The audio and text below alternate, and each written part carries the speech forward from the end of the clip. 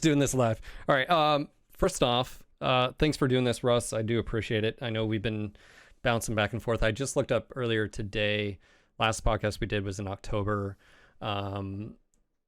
You reached out to me when you guys did GDC, and so we have a few things to talk about. But I just want to say thanks again for doing this. It wasn't really short notice per se, but it's something that I've been sort of pestering you about. So for those that may not know, again, this is Russ. I usually say the president of Piranha Games, or CEO. I don't really know what your title is.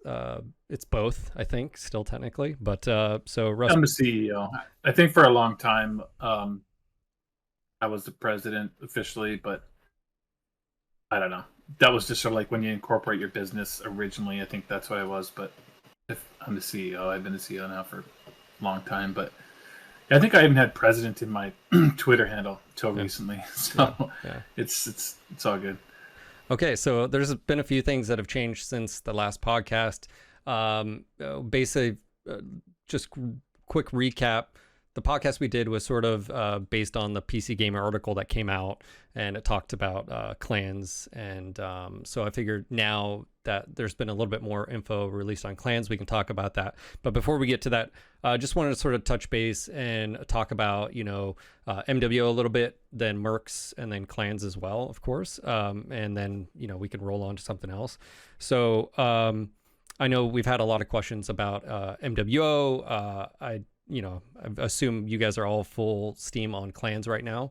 But do you have any other thoughts since last we talked about MWO as far as the numbers? Have you still been surprised about how many people are playing?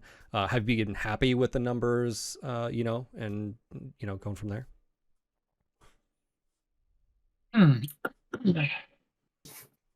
Yeah. I love how MWO is still number one on the NGNG podcast. Yeah, no, it's let me think. What do I feel about? You're right. That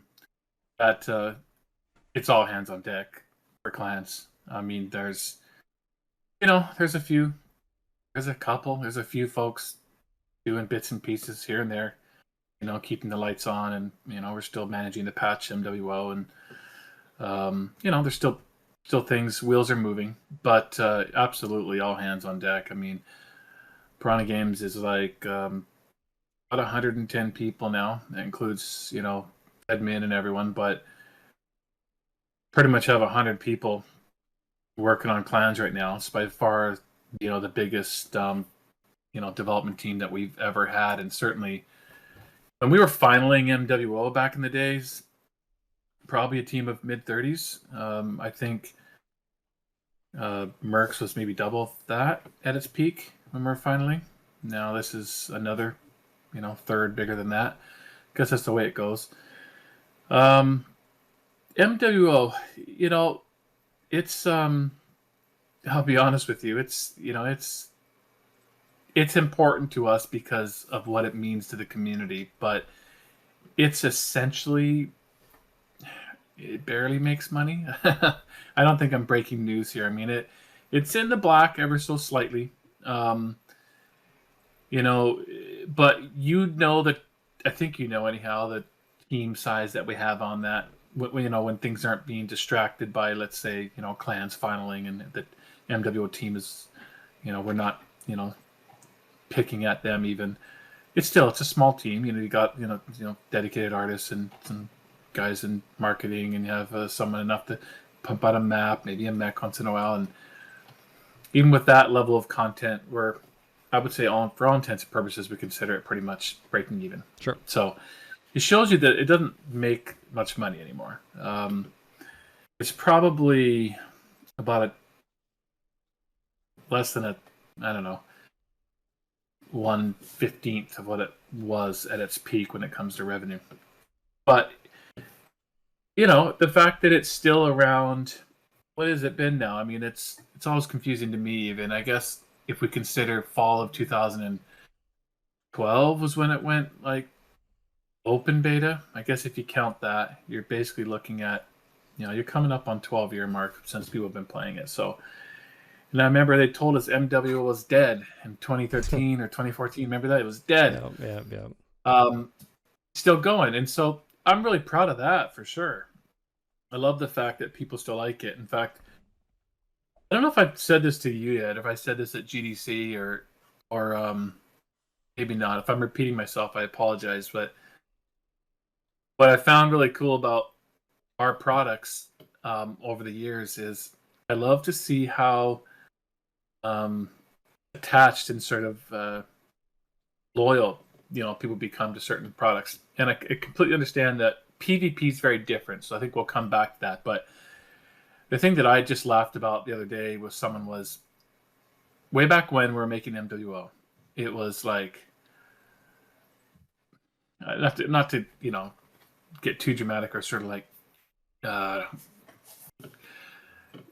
what's that? Get a little too excited about this, but like back then it was sort of MWO was hot garbage, to the community. I mean, like the message we were sort of getting from the community was like, oh my goodness, this game is no good. And as you know, we battled for years and years and years, right? I mean, it was the only thing we worked on from 2011, fall of 2011 until I think we started Mercs January of 2016. The initial people, small team. So it's like a solid 5 years, nothing but MWO. And I remember when we announced, we'd never really, I would say, during that 5 years of MWO, we've never really sort of achieved very frequently, I would say, with the community, like a real happy place. At least that's the way I kind of felt. Like it was definitely a slog. It was like, a live service game, free to play, online. It was a battle. And I remember when we announced Mercs, because remember, I know you've heard this story before. Like when we announced MWO back in, that would have been like Halloween of 2011. Of course, it was like tons of excitement, but it was like, great, where's MechWarrior 5? And so we kind of carried that with us all throughout those 5 years of MWO. And then when we announced Mercs, it was obviously, awesome, a great fanfare and a huge moment at that MechCon. It was, still remember that. That was awesome. And then people were like, okay, this is awesome. And then what was funny is then I remember pretty soon, within a week or so of that, like pretty quickly after that excitement phase from the new product announcement, I remember that I started reading comments like, okay, but it'll never be as good as MWO. And so I loved how MWO had never really found that level of sort of, I don't know, statement from the community, I felt like, until such time as we had announced Mercs. And then all of a sudden MWO was, awesome. And like, the gold standard. And then I've seen that again with clans. I mean, I would say the last like 4 years of like DLCs and patches and everything has put Mercs in a really good spot. I mean, to have an 84% game on Steam in 2024 is pretty remarkable. I think something to be really proud of. It's hard to do, and but throughout all those patches and stuff, still there was always like, oh geez, this could have been so much better. And and I think at Piranha we felt like, this is the weirdest, longest MWO answer I've ever given, but I'm going to finish it. No, you're good, man. That's good. I'm going to finish it. It's a cool thought, though, because then we announced clans, and there's been tons of excitement around it. I would say more so than Mercs, to be fair. Like, it's been really, really good, really positive.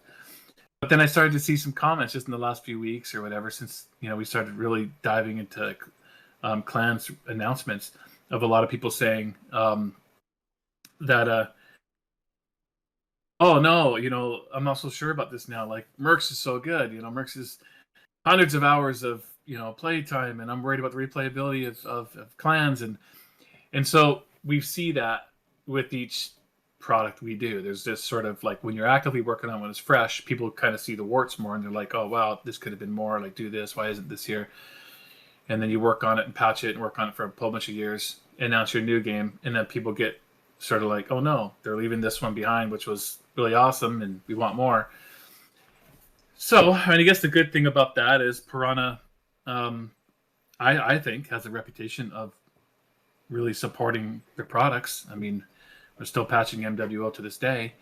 We shipped 6 DLCs for from Mercs. We didn't just jump to clans ASAP, right? Like the day after Mercs shipped, and we stuck around and we put out 6 DLCs. And I mean, the free patches that came with those DLCs, of course. I mean, if you buy the base game now for Mercs, it does not resemble the base game you bought in 2019, right? The initial release, that's for sure.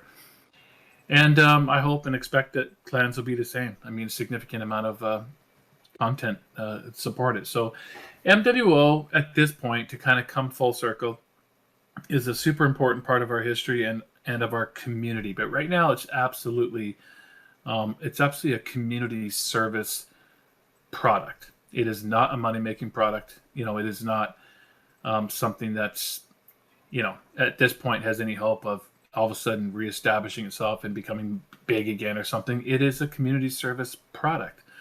And we know how important it is in that regard. Being the only thing with full PvP, you know, it still is the only one of our products that is like that. Sure. So that will eventually lead into questions tonight about the future of PvP, of course. But there's your really, really long answer for, you know, just kind of where MWO sits today. And I asked you that last time, and I think the reason I asked you that first is because we're going to be talking about, you know, clans quite a bit, and I just wanted to sort of get this out of the way per se, is like people understand where you are with the product, where the game is, so rumors and speculation doesn't happen abound. And I think just getting in front of it and just being like, hey, pretty much it hasn't changed since last time. I think you were saying is it keeps the lights on, and we're not going to turn off the servers, and you know, we'll talk about if it ever becomes crucial in the future. That's sort of basically what you said last time, which it sounds like that's what you're saying. It's interesting because some of the stuff that you were talking about earlier, as far as players being super picky and sort of negative, I just feel like that's just normal humans today, or normal people, like where we can be really just critical of a product, and then hindsight's 2020. You're like, actually, that wasn't that bad. I mean, you know, I mean, the same thing, and I think that has to do with the connection, how much communication is happening between, you know, persons like myself and my channel. When I'm streaming, we can have constant dialogue. You guys hop on, you guys are engaged. And so, like, as far as the history there was definitely some tumultuous times, and it was interesting being on the side I was on, you know, when I worked for you guys, because, like, you know, we started catching shit, you know, and it's like, you know, anyways, it's something that you learn to, I would say, you filter out the good, you know, critical stuff, and then you'd filter out the, like, there's toxicity and just someone's being negative. So there's that. But before we move on to, and there's probably going to be some questions at the end for you specifically to MWO when I go through some of the community questions. But is there anything else as far as in particular for MWO? We just got some, you know, new mechs, you know, that you guys been introduced, new chassis like the Stone Rhino, which my speculation was because of clans and, you know, so forth and so on. There's been some cross-platform stuff from Mercs to MW as well. But is there anything else before we move on to Mercs?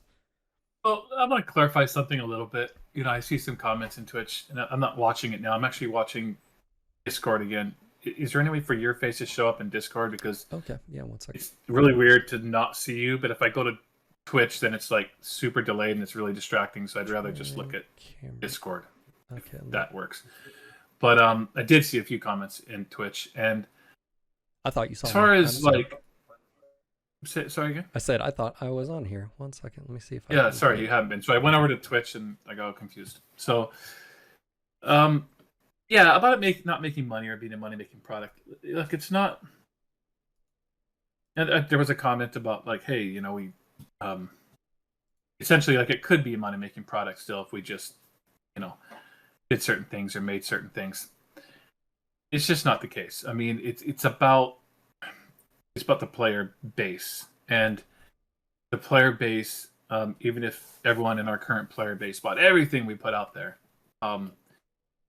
essentially it wouldn't make really much more money than it is today. And I know there's always a hope and a thought. Trust me, I know this because I lived it for the last 13 years working on MechWarrior. and especially for like at least 5, 6, 7 years in MWO, there was always a thought if we could put out this feature or that that we'd have another chance at sort of bringing in new players and things like that. So, I mean, I don't whatever it's impossible to come to an agreement, I think, between PGI's perspective, I guess, and the community's perspective, and everyone people love playing it, and I'm super happy that they do and that they still support the product and show up, and we're still able to put like mechs in it and things like that, and so hopefully that'll keep going for a while. But at this point, it's it's kind of found I think its resting place. Meaning the amount of players we have now has been pretty consistent for quite a while, and so that's also pretty awesome. Just the fact that it is, but yeah, I'm sure we'll come back around to this later, Phil. When you ask me like when do we get more PvP, so Sure. But that's kind of where MWO sits now. I still can't see your face. Yeah, just give me 1 second. Let me see if I can fix this. I apologize. This is going to break the whole stream. No. No. Let me see if I can. The last time I used this, it was fine. Let me see if. Of course, I'm gonna like mess everything up.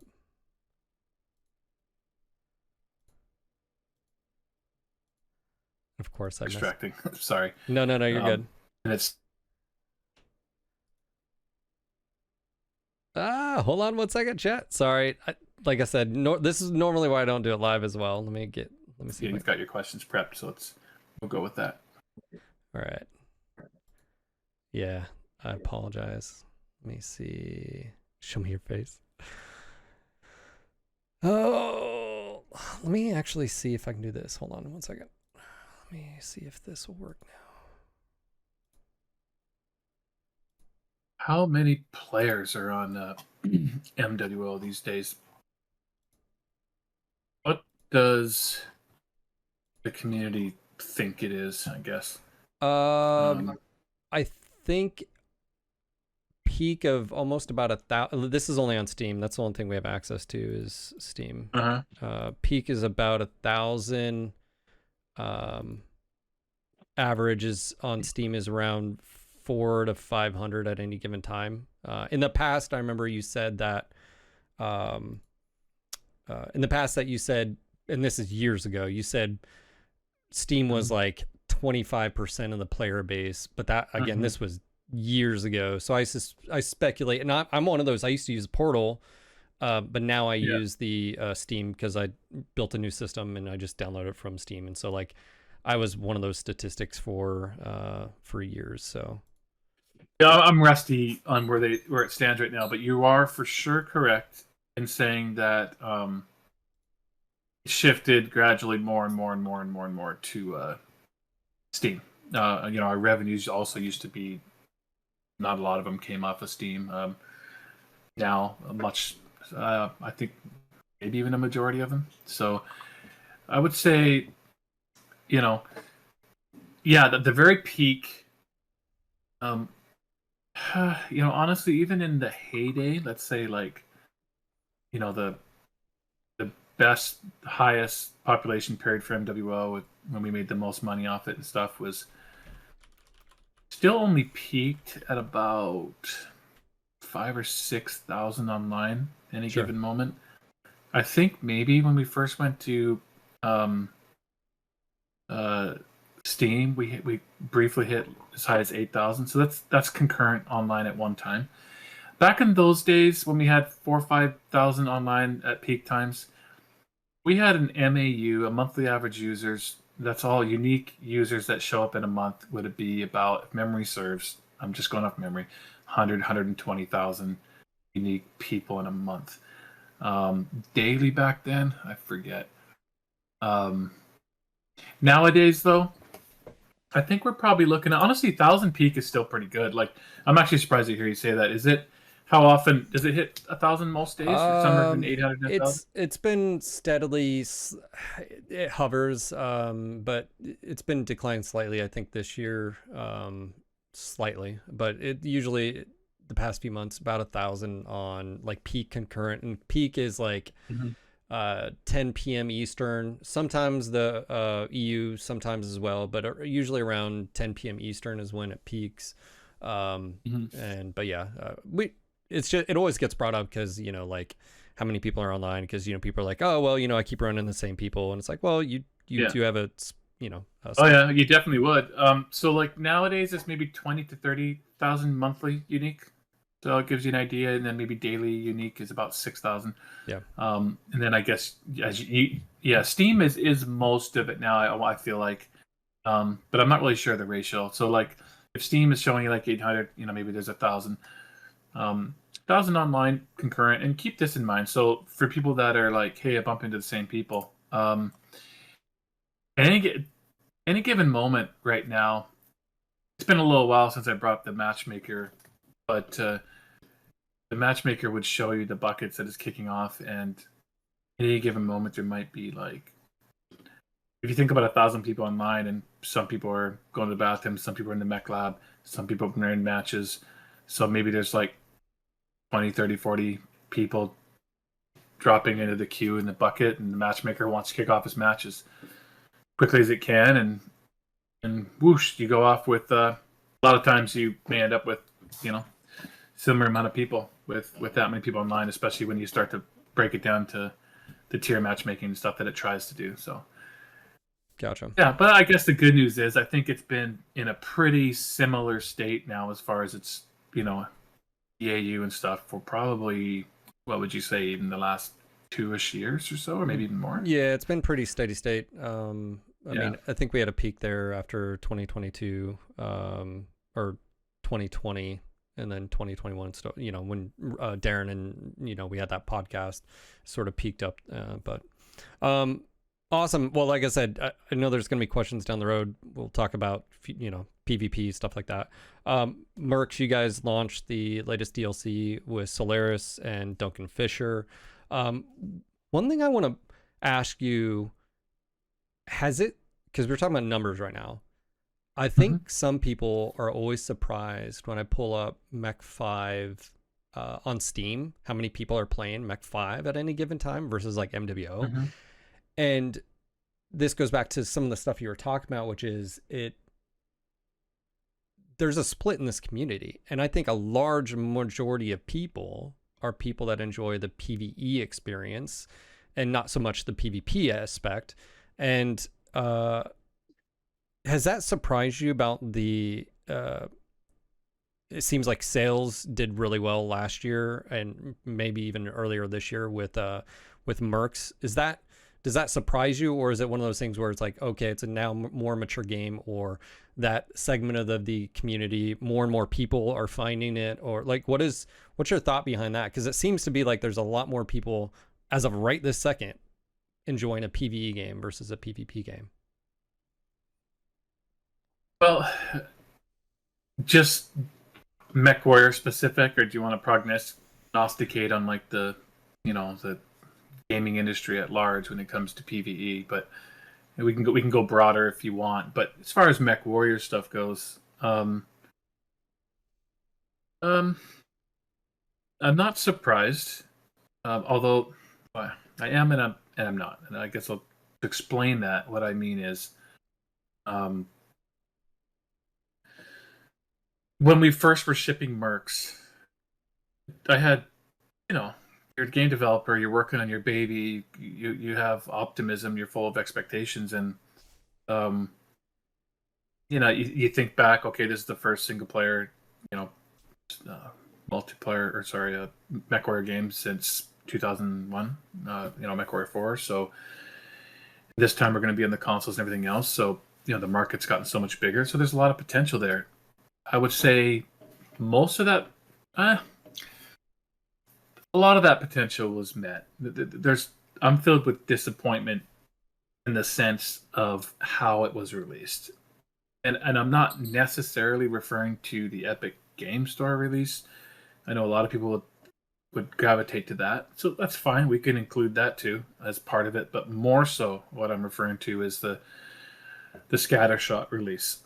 So I think what really hurt potential initial sales for Mercs was the fact that it shipped first on PC, yes, on Epic Game Store only, a smaller platform. 17 months later, it came out onto Steam and Xbox. But 4 months later after that, it came out into PlayStation 4. And yeah, it was cross-platform, and it was cross-platform co-op on all the platforms.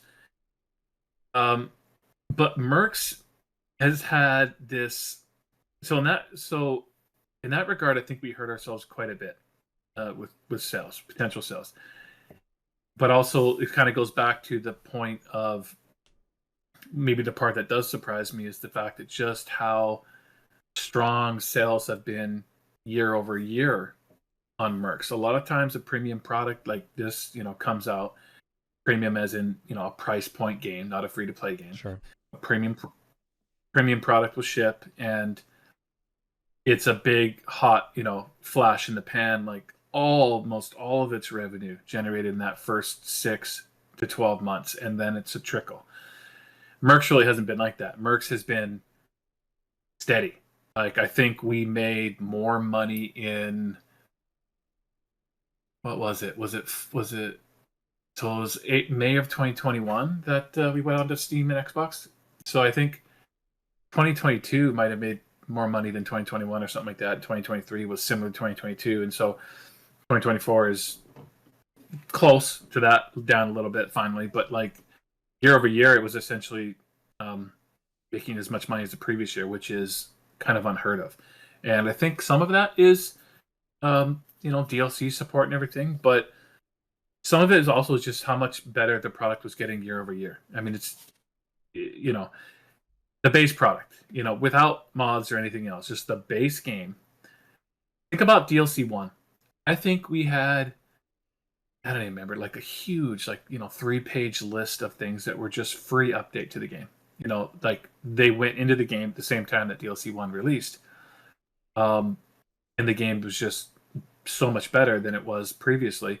And we did that 6 different times with huge free updates. So now, again, you might get for $15 when it goes on sale, you can go get Mercs now, which is, light years better than it was when it was at release. And you can literally play it for hundreds of hours. And then, of course, you get the DLCs. And it just kind of hit maybe this critical mass. It's like, another thing that can't be understated, though, is how much more accessible the game has got.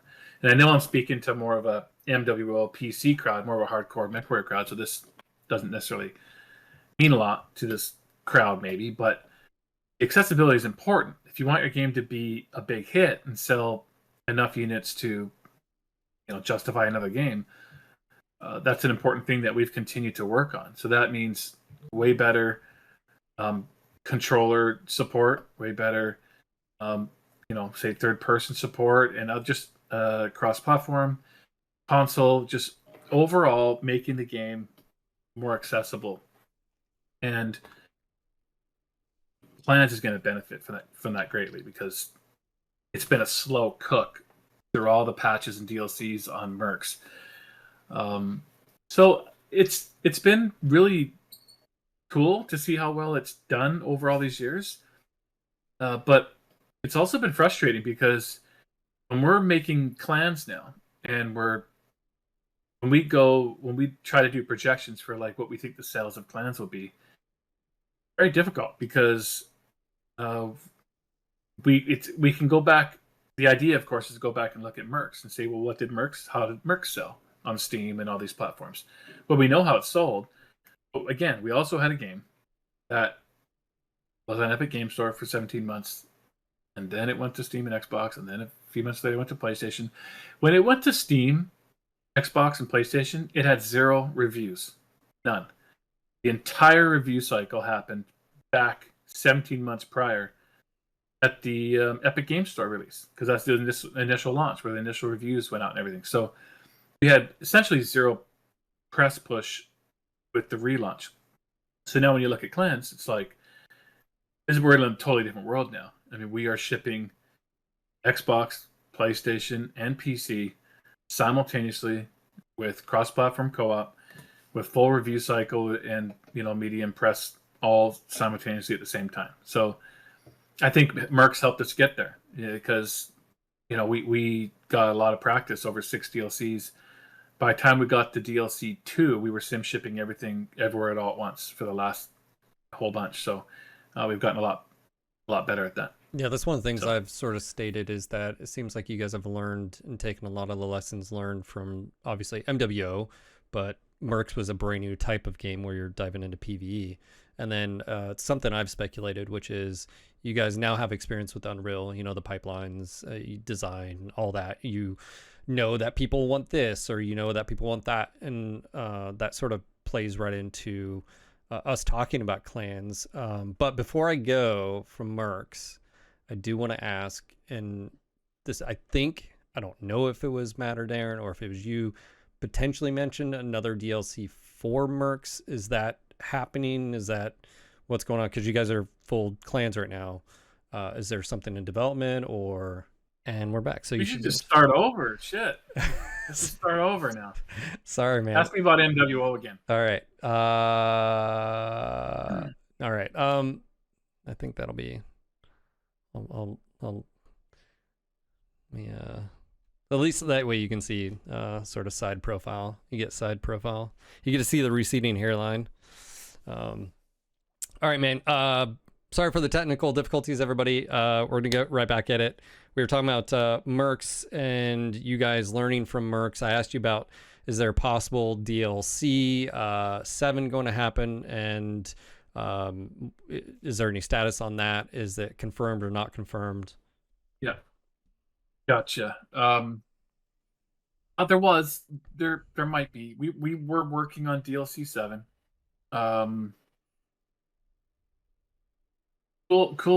Cool topic too. Like let's just say sort of it would have been a nice lead into planned shipping. There was more connective tissue, I guess you'd say, based on what we chose for DLC 7 to be about.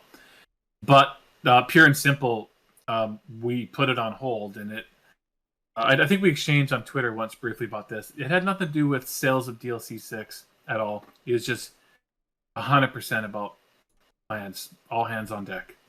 All hands on deck. We just looked at the revenue generation potential from DLC 7 for Mercs, compared that and weighed that against the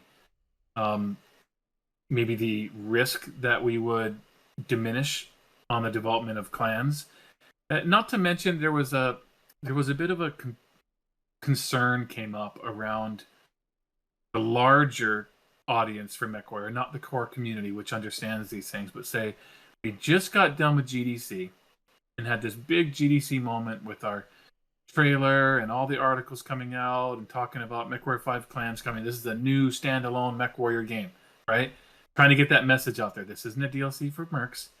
The new standalone game called MechWarrior 5 Clans. MechWarrior 2 did this. They had Mercs in the regular one. 4 did this. Now we're doing this with 5. And then we thought, wow, not only is, development hard and we have, now everyone knows it's October 3rd, so it's like we have, X number of months to get this game dialed in. And we could use all hands on deck. And we have some really skilled guys over there, Tori and some of those guys that work on the DLCs to come over and help us. But on top of really wanting to have all hands on deck to help us ship an amazing clans product, I also started to become concerned about confusion in the marketplace. Like we just had this big GDC moment, like I said, and we're like, this is a new standalone clans game. And then all of a sudden, in June or whatever, it would have released probably in July or something, and we would have been like, in June, like, DLC 7. And then I was really worried that people would go, wait a minute, so what did I just see at GDC? Is this part of clans? And essentially, it just was not worth the risk to go from new standalone game, another DLC for Mercs. No, a new game, clans, new standalone game. They're different products. It wasn't worth the sort of market risk. We can come back to DLC 7. I think there's a reasonably good possibility that we do put some more effort into, say, DLCs for Mercs. it's not a certainty, but I can see a world where Clans ships, and if everything goes really really well, that we might, of course, we'll be working on Clans DLCs, but I could see a world where we still go back and we finish that off and wouldn't be done yet with Mercs. But it might be disappointing to people because I think they'd like to play another Mercs DLC in July while they wait. But I really do feel good about the decision. I do think it was awkward feeling when it comes to, because you have no idea that we talked to like IGN and all these people that put out our trailers and stuff, and we're trying to sell a couple million units of Clans, right? Like we're not trying to sell, we're trying to sell a lot, and we need the the world to be crystal clear. And it became clear to me that from that GDC moment onwards, until we ship Clans in October, it really needs to be just clans messaging, so that moment happens. So, but now I think people kind of knew, but yes, there's potentially a seventh one that could come out. At this point, if we do get back on it, it'd be, I'm not sure. Based on the fact that Clans is shipping in October, you'd probably have to be at least early next year at the soonest. Okay. That all being said, I guess I wanted to ask you, working on Clans, working in Unreal 5, you're working on a narrative-based MechWarrior title. Is it a weird thought of like going back to like Mercs being a completely different thing, maybe even different technologies? Because you sort of said maybe it could have been more or this or that. Is it? I know I've talked to you in the past, and you've said you sort of, instead of focusing on that, let's just come out with something new and work on that and spend all that time and money. This is just sort of a side thought. Like, do you do that with Mercs sometimes? Of like, yeah, we want to continue doing the DLC because it does bring probably revenue, but also, man, we could take what we've learned and apply that to something new. Mm-hmm. Always a possibility. If Clans is like beats all of our expectations as far as sales and success wise, then that might create new motivations for us to stay focused on it and feed the beast. Like if it's doing really really well, like, oh my goodness, we got to get content out for Clans. That's certainly, so it will definitely be a reactionary thing. But at least in this case, like MWO to Mercs is so different technology wise, right? I mean, MWO's CryEngine, custom backend database, PvP, the whole bit. So like Unreal 4 point whatever the heck it is, one of the last versions of 4 to 5.4. I mean, yeah, there's a big upgrade, but it's still, it's pretty similar development pipelines. The biggest difference between the two development pipelines is more the proc gen nature of Mercs is very very custom in that regard. Sure. So I don't know if that answers your question, but yeah, absolutely there's a possibility. I'm just saying there's a possibility we go back to finish off what we started and do that DLC 7. And if we do, I'll just throw this out there. I think that DLC 7 could really look different. What I mean by that is that even though Clans is in Unreal 5, it was in Unreal 4 for like we upgraded to Unreal 5. I didn't know this. Shit. We didn't. Oh, you didn't, eh? No, no one. Yeah, no. So like, we were on the same version of the engine, as Mercs until, I don't know. I'm gonna get this wrong, but like, let's just say, well, when did Unreal 5 launch? It's been fall, yeah, it's been a wasn't it? while. Yeah, it's been last fall. It's been So I don't know, maybe like October, November last year. It wasn't that long ago. Like we did the full upgrade mid swing to Unreal 5, and then went to Unreal 5.4 and 4.2, whatever it is, the very latest version. We're done taking upgrades now, but we've got everything, all the toys, everything about Unreal 5. So, yeah, that like, so going back to the DLC comment, you've seen the narration style that we now have with clans, and nothing would prevent that technology from running in the Mercs engine as well. Like as far as I just mean the narration and the storytelling. So, and let's just say we're going to have a lot of characters and content that could be leveraged. So that's why it's kind of exciting that if we did go back to Mercs, it could potentially look quite a bit different. But to your point, that's a lot to invest in a game that's then at that point, coming up on about 5 years old. Yep. Shipped in December 2019. Yeah, so, 2018, 2019. It was December 2019. So even if you just say 2020, it's now 4.5 years. So you're right. That's always a consideration for sure. You don't go back in time to spend, major money on DLCs when you're at DLC 7. But it does feel like some slightly some unfinished business there. Gotcha. And it has long legs. Like it's still based on a technology that there's no real reason, if people were buying the DLCs, that we couldn't have, support the game for years to come. It's out there, it's sandbox game.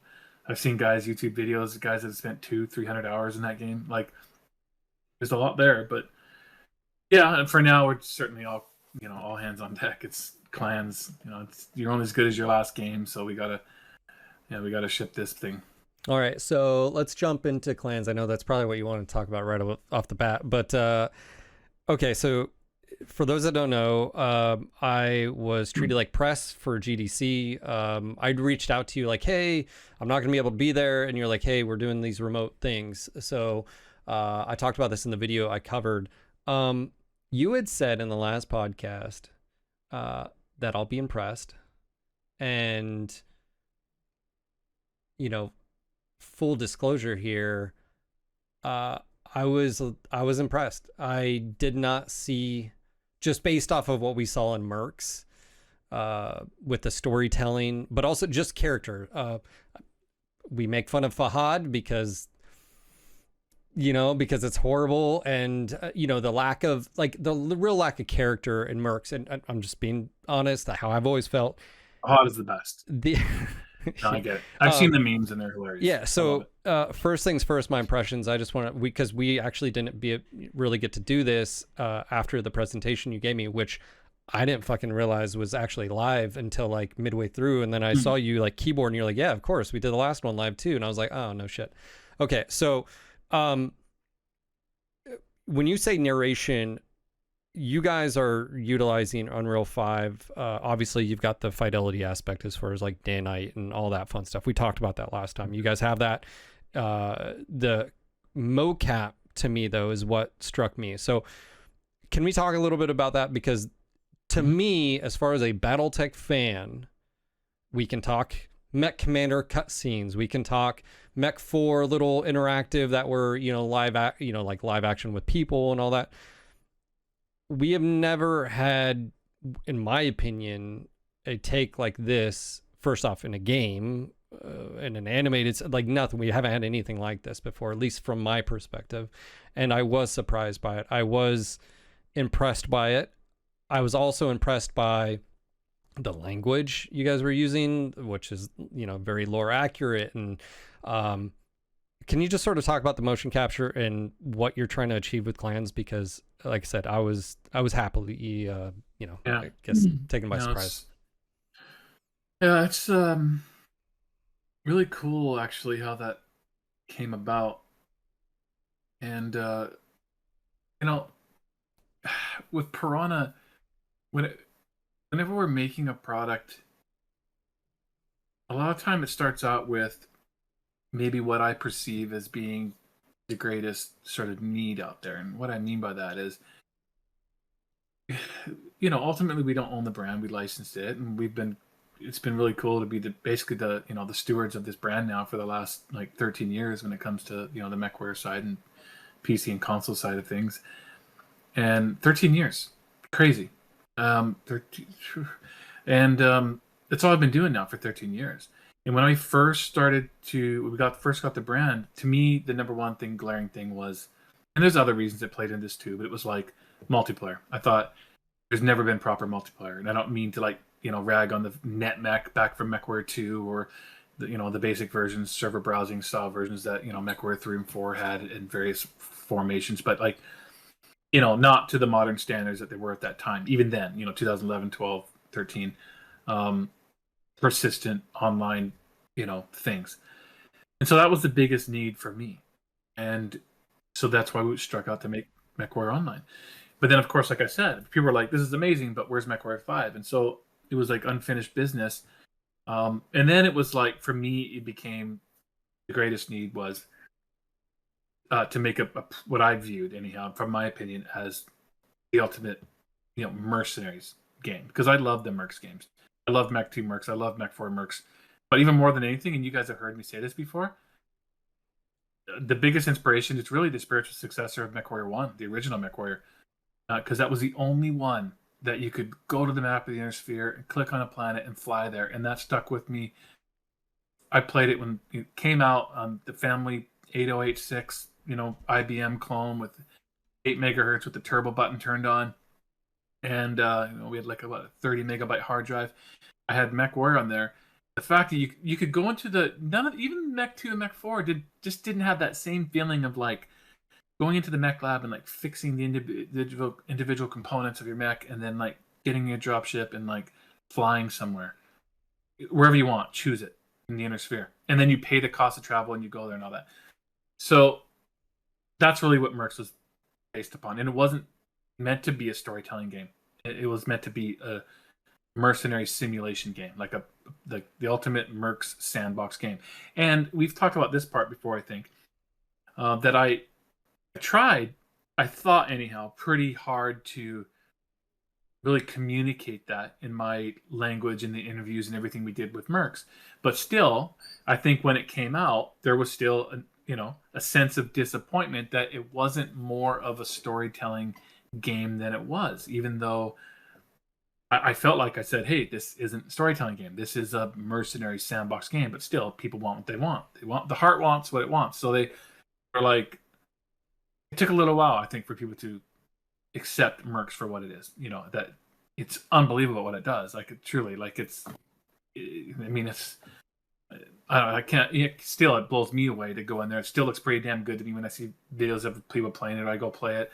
The fact that you can literally fly to like any planet, almost just the map is like the depth of the real map of the Inner Sphere. And I'm really proud of that game. 84% in Steam today. But it doesn't have narration and storytelling. So now, what are we going to make next? The great unfinished business then moved. So it was multiplayer. Then it was like the perfect Mercs experience, at least from my point of view. And then now it was like, well, clans, right? Clans is the great, it's the biggest need. It hasn't been one now. 29 years this year now since MechWarrior 2. Which, just a little aside, that is so crazy to think about. If that was the biggest MechWarrior game of all time, and it was, how come developers, including us, just weren't trying to jump on that cow like ASAP and just go clans? But my mind worked the way it did. Like I said, oh, no, it needs to be a multiplayer game. No, there needs to be, and sure, we had clans in MWO, but there needs to be a Mercs game. So now the time was right. And we knew we didn't want to do proc gen again. We already did that. We have a proc gen game, sandbox game, again, play for hundreds of hours. It does that very well. Now we want to do a more linear, narrative, story-driven product. But to your point, I didn't know yet what that was going to be. In fact, I would say, very honestly, I was very concerned that to what level we would be able to take the narration. And like, we knew we had to do better than Mercs, but I wasn't sure the pathway there yet. I mean, this is where, great members of the team came in, like, production manager Kerry Whalen and a whole bunch of others, that I gave them rope and I said, okay, go and, let's see what we can do. But I had to be pragmatic. I'm the pragmatic CEO. So it's like, look, you can go out there and explore, but like, we're not a big company. Like, we're not going to sit here and fund this thing for like 8 years until we figure it out. Like, we got to ship a game, in a reasonable time frame and in a reasonable budget that we can afford and that we think that the market can bear when it comes to how many units of clans we can sell. And then just to cut the story to the point, it was, I think I saw hints of some of the models they're making. Like we did lots of hires. I knew we were hiring a lot of people, spending a lot of money hiring, and I started to see some images coming into the models that we're making, these brand new character artists that we'd hired and stuff. We built an entire character and cinematic team in the company. Like we're talking a couple dozen people of animators, animated directors, cinematic directors, character artists, the whole thing. And I'll get into that more. I started to see some of the images of the characters coming online. I was like, these look really great, but like, what are we gonna do with them? Like, are we gonna be able to utilize these guys? Are they gonna what are they gonna do in game? Are they gonna stand around the table like Fahad or like whatever? Like, this is a process. This is R&D and this is development. And then to really cut to it, I knew I approved buying of motion capture equipment and then we were renting motion capture studios and we were casting actors. So not only do we build the whole team up, but they actually cast an entire set of actors and actresses here in Vancouver. Rented the motion capture studio, used the motion capture suits, even built some of our own motion capture suit equipment because the guys were learning that the helmets weren't working that well. So our guys would go home and like fashion together a custom like motion capture helmet and stuff and go back to the studio. And I remember it was back around September, October last year.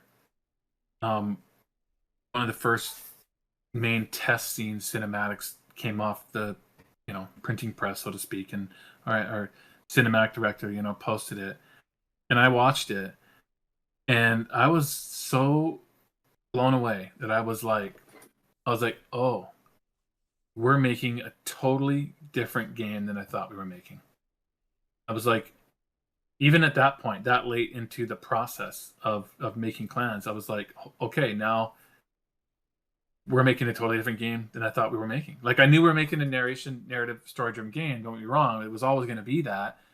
But the quality of the characters, the narration, the motion capture, and the quantity of it, and I was like, this is beyond anything that I thought we were going to do back originally. So now, as someone jumping in with both feet on the campaign side and campaign director side, working with all the level designers, now all of a sudden we started having meetings together. I was like, guys, we got to step up because like it used to be that Prawn was known for anything. It was combat simulation, quality combat simulation, but the storytelling wasn't strong.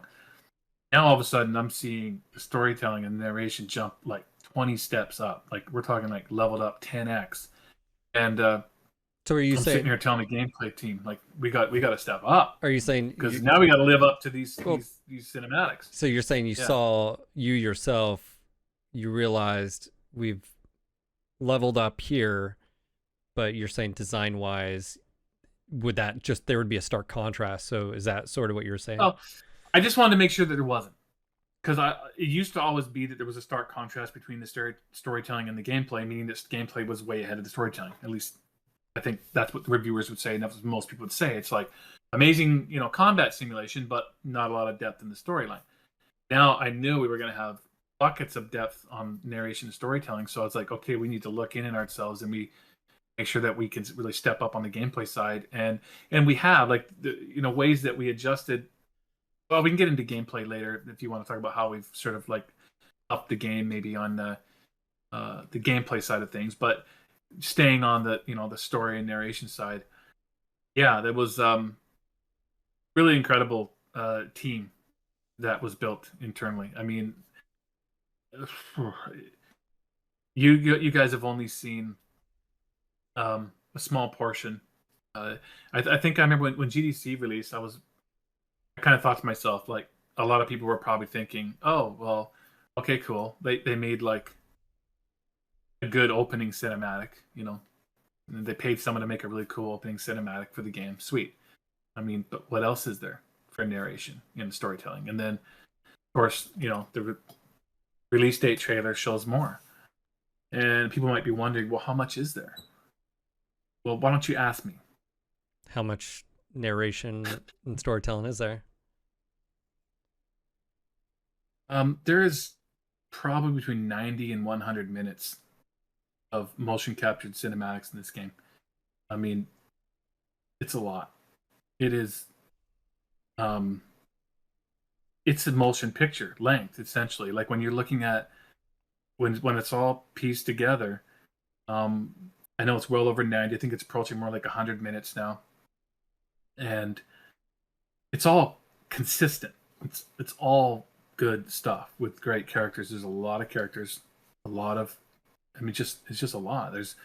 I think when it's all said and done, you can piece this thing together and basically get a movie-length BattleTech film with Clan Smoke Jaguar, and then of course I imagine someone piecing together like the gameplay pieces in between and posting what might be like a 20-hour movie or something. Although people might get bored of that much gameplay, but if you do, someone does a really tricky way of editing the gameplay sections to cut to the point and get to the end of the level and complete it, and maybe just splice between the narration moments within the actual gameplay and then get back into the cinematics and piece together. You might, who knows, maybe there's like a 4-hour film there or something, the BattleTech film. So pretty awesome. As you can tell, I'm very excited about it because it looks great, and I think people have said this, and Darren internally has said this, and obviously Chris Lowry, is that's why that they sound like clans and speak like clans, and Chris wrote the whole thing. He's got support of several other really great writers, but it's a BattleTech novel come to life. I think that's the way we look at it internally. Okay, that's a lot of info. I mean, clearly cinematics. I was impressed hearing that there's an hour plus. You mentioned gameplay. You mentioned characters and cast. You mentioned a lot of things there. So we got introduced to some of the mech warriors, obviously 5. I know there was some questions out there as far as like, are these fixed characters? Is there going to be any type of customization to them? Or is this just something where like, hey, they're going to be led down a storyline and you just have to go with the journey with this? Is there any info on that? Yeah, I mean, I'm not going to give away too many any spoilers here, but like,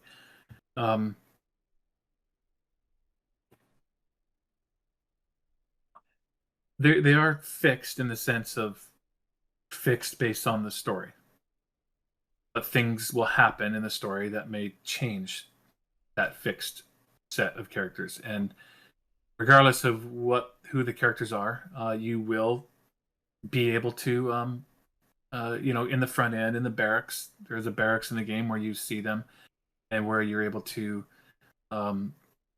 work on their pilot skills, and you yourself, they won't automatically level up like mercs. Like you'll be boosting them yourself post mission, and clicking at the names that you've already seen, Mia and whatever, and you'll be able to go in there and adjust them, boost them with the pilot the XP that you've been earning in mission. So there is a whole system there, but it's more direct and player driven than the Merc's sort of automatic leveling. Okay. So that's something we just learned there, as far as like there's a skill progression system.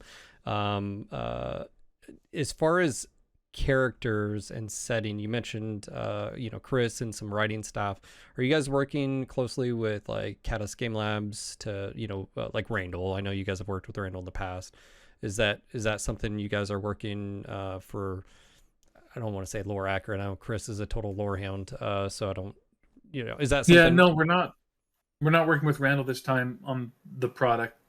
But like you said, I mean, Chris, I think he still does some contract work with Catalyst, if I'm not mistaken. So he knows those guys inside and out, and knows the lore inside and out, and vet it completely through him. So it's not something we wouldn't work with Catalyst again or Rando and everything. It's just that Chris on Mercs was more of a pure technical designer, right? Like he was working in the proc gen stuff, right? His hands kind of dirty in the stuff.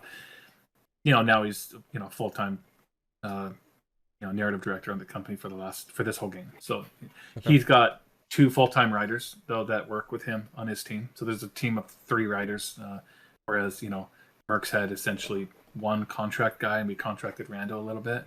Now you've got 3 full time writers. Okay. As far as story, is there do players have to make choices? Is this going to be one of those where like there's split stuff, or is there anything like that? And by the way, for everybody who's listening, I may ask questions. He may not be able to answer because you probably have marketing stuff from here until the game launches. You also don't want to spoil anything. So again, I totally understand that. Like if you don't want to answer, Yeah, I won't say much there. I'll just say yes. You will have to make a choice. All right. That's pretty cool. Let's talk about gameplay because you mentioned it. So the GDC coverage, you guys introduced a few things. First off, whoever did the battle map, give them a raise. So thank you. I wanted that so bad. Little tangent here. When you guys introduced the DLC and it introduced the beachhead missions, it was so frustrating because I was like, I'm getting artilleried, but I can't tell my fucking lance mates to go over or search for or go to this location to kill. And it was just like, it was the most frustrating thing ever. So as soon as I saw that, I was excited because I was like, that's exactly what we wanted. So I just want to, whoever did that, kudos. Thank you. For gameplay, one of the things I noticed, it seemed like in the GDC coverage, and I want you to talk about this, that it seemed almost Mercs-like as far as combat. Didn't really seem a whole lot different than what we were used to. Can you elaborate on that? Has there been changes? Was that alpha footage? What are your thoughts on that? I'd say,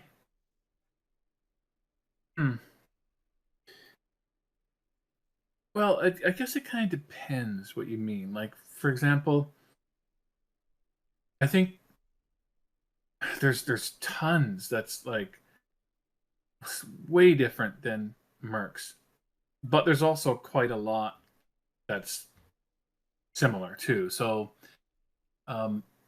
let's list off the things that are different that we already know about. There's, and then some things that maybe you don't know about, but that are maybe somewhat obvious, and I can sort of spell them out. So first and foremost, of course, it's going to play differently in the sense that it is every single mission is like a handcrafted narrative experience. So you guys saw some of that in the GDC demo, but like there's pacing. Like you come up upon a hill, and you might even it's changed a little bit from the GDC demo too, in the sense that for example, you come up onto that hill where you see the 3 dropships in that mission, and we'll cut into an actual sort of like NIS type moment, like letterbox, and like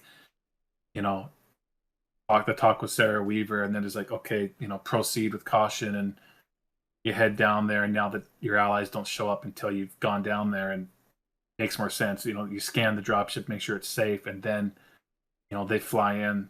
So it breathes. There's pacing. There's narration, story, all the picture-in-picture like motion videos that are there now, and then of course controls through the battle grid, the radial menu, the scanning mechanic. The scanning mechanic will, of course, be used for narrative and story-driven purposes all over the place. Whether you're finding things and finding out things or opening things, and so in that regard, it's just like all those elements are just drastically different from Mercs. And I could go a little bit further, even on the more combat-y side. You're going to experience significantly different and upgraded like visual effects, explosion effects, all the combat effects, everything like that is different. And then what if we go into like, well, what's similar? Well, the models we have, so they all have. I mean, there's visual upgrades, of course. Like they're all new. All the clan mechs have. This is maybe another little nugget for you, but I don't think it's that big of a deal. But like all the clan mechs have newly developed cockpits. So all the cockpits are upgraded and built brand new from because on Mercs we took things over from MWO, and they shared cockpits and stuff. now all the cockpits have been rebuilt and all the pilot and pallet animations inside of the cockpits for the clan mechs. So there's one of the one major upgrade area of the clan mechs. But ultimately, I guess if you're asking me, hey, when I'm circle strafing, a Centurion in my Timberwolf, is it going to play and feel like Mercs? In that regard, if you just center in on that aspect and that element, yeah, it'll probably feel pretty similar to Mercs. Okay. Back combat in that way. From I was going to say, from a technical perspective, has there been any challenges as far as the switching from Mercs and going to this with the combat and sort of what you're talking about right now? Is there any like technical issues that you guys have? I don't know about technical issues. It's just hard, man. Just really hard. Like, we've never built a game like this before. Like, this is every level is a crafted experience. That means we're talking, I don't know how many thousands of lines of dialogue across the game. I mean, there's, in any given mission, there could be, between the various pilots and the people in the mission and the people in the sky, whether commanding officers and such, there could be 8 to 10 different characters, 12 speaking in a mission.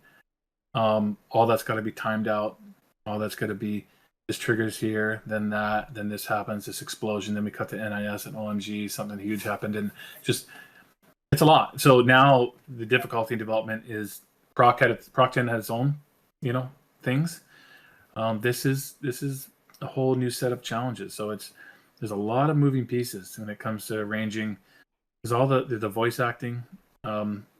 There's another whole layer on the writing, the mission briefings. Now the mission briefings are significant. There's a significant element of the front end. Getting a mission briefing. If you play other modern games, much more like Call of Duty or something like that, compared to, say, Mercs was, right? Mercs had mission briefings pretty much only for the core campaign missions of like who killed your daddy type thing, around the table here and there, and some of them were okay, had the guys in the table and whatnot, but we have to do that for every single mission. So every mission has a proper briefing. Can I ask about that? So that was one thing that I always felt that could be expanded on, which was like, hey, this is the planet, or this is the map, or this is the mission, this is the area of operation, this is what our estimated force composition is. Is that, when you talk about mission briefing, is that sort of what you're talking about? Yes. Okay. Yes, all that. I picked up, and correct me if I'm wrong here, on the video, did you guys tweak animations at all on the mechs? I know this is still aside, but like, I felt like you guys did. I felt like they were better, especially like the direwolf when it was walking past and stuff like that. I don't know. I'm going to answer that by saying yes. It's not like a 100% across the board redid every last animation, but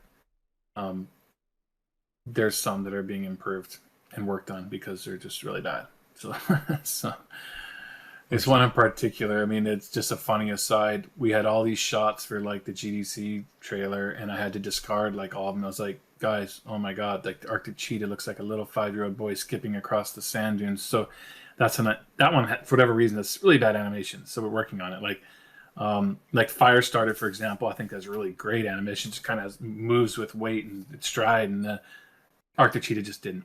So there's some cleanup. There's definitely some fixing and some cleanup. Gotcha. So obviously we got a lot of questions going on in chat, but looking at clans, how many hours are you expecting someone, like if they go from point A to point B, front to start, like how many hours are you talking about? Because if you're saying there's an hour plus of just cinematics, that's a lot of hours, just cinematic wise, normally for a game.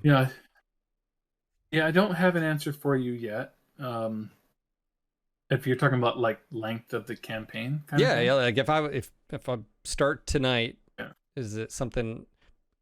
Most games 5 hours, and you're done, and you're moving on to something else. Yeah, it's a lot longer than that. It's a long game. I mean, I'll just say for now, like It's tough though, right? I've been trying to estimate how long the game is too. I have a pretty good idea of how long the game is of just in mission time, and then I know how long the cinematics are going to be. But I don't have any idea how long people will spend in the mech lab or in the science lab or in the various elements in the barracks and all the elements of the front end of the game. So, but we're not talking. I know I'll answer the question from this perspective, like where people have seen, some of the DLCs for Mercs, the actual campaign missions, and those are quite short. A lot of times it boosted the main, proc map and stuff like that. There shouldn't be any concerns about the length of this game, though. This is not a small game. It's not really even a medium-sized game. I think it's a long game. Like, what's a long game to you, Phil? Like, and from a single-player narration perspective. I'm thinking like 10, 20 hours that it would take you to go through. And I mean, like Baldur's Gate, I think some people can drop like fucking 300 plus hours in it, but that's a different type of game, right? So that's like, for me, it would be, it takes a few streams, takes, I stream usually 6 hours. So it'd be, 3-4 streams. To me, that's long. I know that may not be long to everybody but for me, that would be, and that's focusing on the story, not like going off on side quests and stuff like that. So now, which I do have, are there side quests? Like Mercs, the original MechWarrior 2 Mercs, like you were the Intersphere Mercs fighting, you were starting, it had this sort of linear path, but then it split off. You'd have some missions, but it was always pushing you towards like the clans and, fighting them. Is this going to be something similar? Can you talk about that? And you also mentioned in chat, let me remind, you mentioned Mech Lab and Science Lab. That's the first time I've heard you say that. So I want to get back to that afterwards. I probably won't tell you any more about it, but to answer your first question, though, just, roundabout way. So yeah, it's a long game. It's going to take you at least that many streams to go through it. Okay, awesome. Mech Lab, I noticed in the video footage, and someone caught on. It wasn't me. It was someone else. Shadowcat, but it looked to me and them that you guys are moving away, sort of like how Omnis potentially were done in MWO, where they were like entirely different mechs and chassis. But it was like, no, this is an Omni. It's can you talk about the Mech Lab at all? Obviously, customization's a big thing. I'm also on the pedestal saying if it's a good fucking game, I don't really care as much about the Mech Lab. But I wanted to ask you, Mech Lab, can you go in details on that? What are players going to be able to customize? And of course, the Omni mechs, are you guys doing them different than MWO?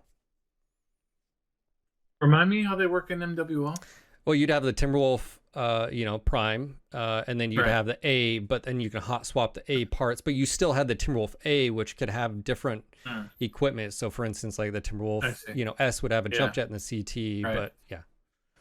All right. So yeah, I think this is not something that's going to be like part of a marketing beat, probably for like IGN or someone, this is in the weeds stuff. So I'll tell you a little bit. So it's, I guess it's different. I mean, so basically, you'll get mechs, from the clan under certain criteria when, maybe certain honor levels are reached, things like that. And it may come as the prime variant, as we call them. So it's kind of a term that's sort of borrowed from our previous games, I guess. But you adjust that mech when you get the omnipods on it. Like there's not like a Timberwolf A sitting over there, someone you buy. You buy a Timberwolf. It's a Timberwolf Prime. You go into the lab, it's pretty deep mech lab experience, I guess I would say. And like there's some elements of it that are like maybe more streamlined, let's say, for someone who's playing on console. Like the clan's not going to make you repair your medium lasers when they break, like things like that. However, you do have currency, you do have things, and if you want to go swap out that Gauss for, another large ballistic or something, then you will have to go and do those customizations yourself with your own currencies and the things that you have. But yes, if you want to turn your Timberwolf into a, Timberwolf A, you with the A Omnipod set and put it on that Timberwolf. Okay. like that. And yes, you can still mix and match, and there's ABC at the very least. Like, so there's multiple Omnipods per chassis, and you go in there and you Omnipod A set. You can put the full A set on your mech. Of course, you need to unlock these and earn these upgrades. But once you do, then you can put them on your mech, and you can once you own all A, B, and C Omnipod sets, you can do mixing and matching. But it is all going on. You can buy multiple Timberwolves, of course, but they're all primes, and you put the Omnipod sets on them. So I think that answers your question. I think I answered it correctly. So yeah, so I guess it's different in that regard. Well, Mercs was very limited as far as you had your hard points and you couldn't swap out engines and stuff like that. So I think a lot of people were just wondering what that experience was. You mentioned a few things there: currency, you earn in currency. The clan is being a military guy. It's like, well, you're issued something, that's what you got, or this is what we have available, so this is what you have. So you sort of pointed it towards that. Feedback on that. What feedback did you take in consideration when it came to MechLab?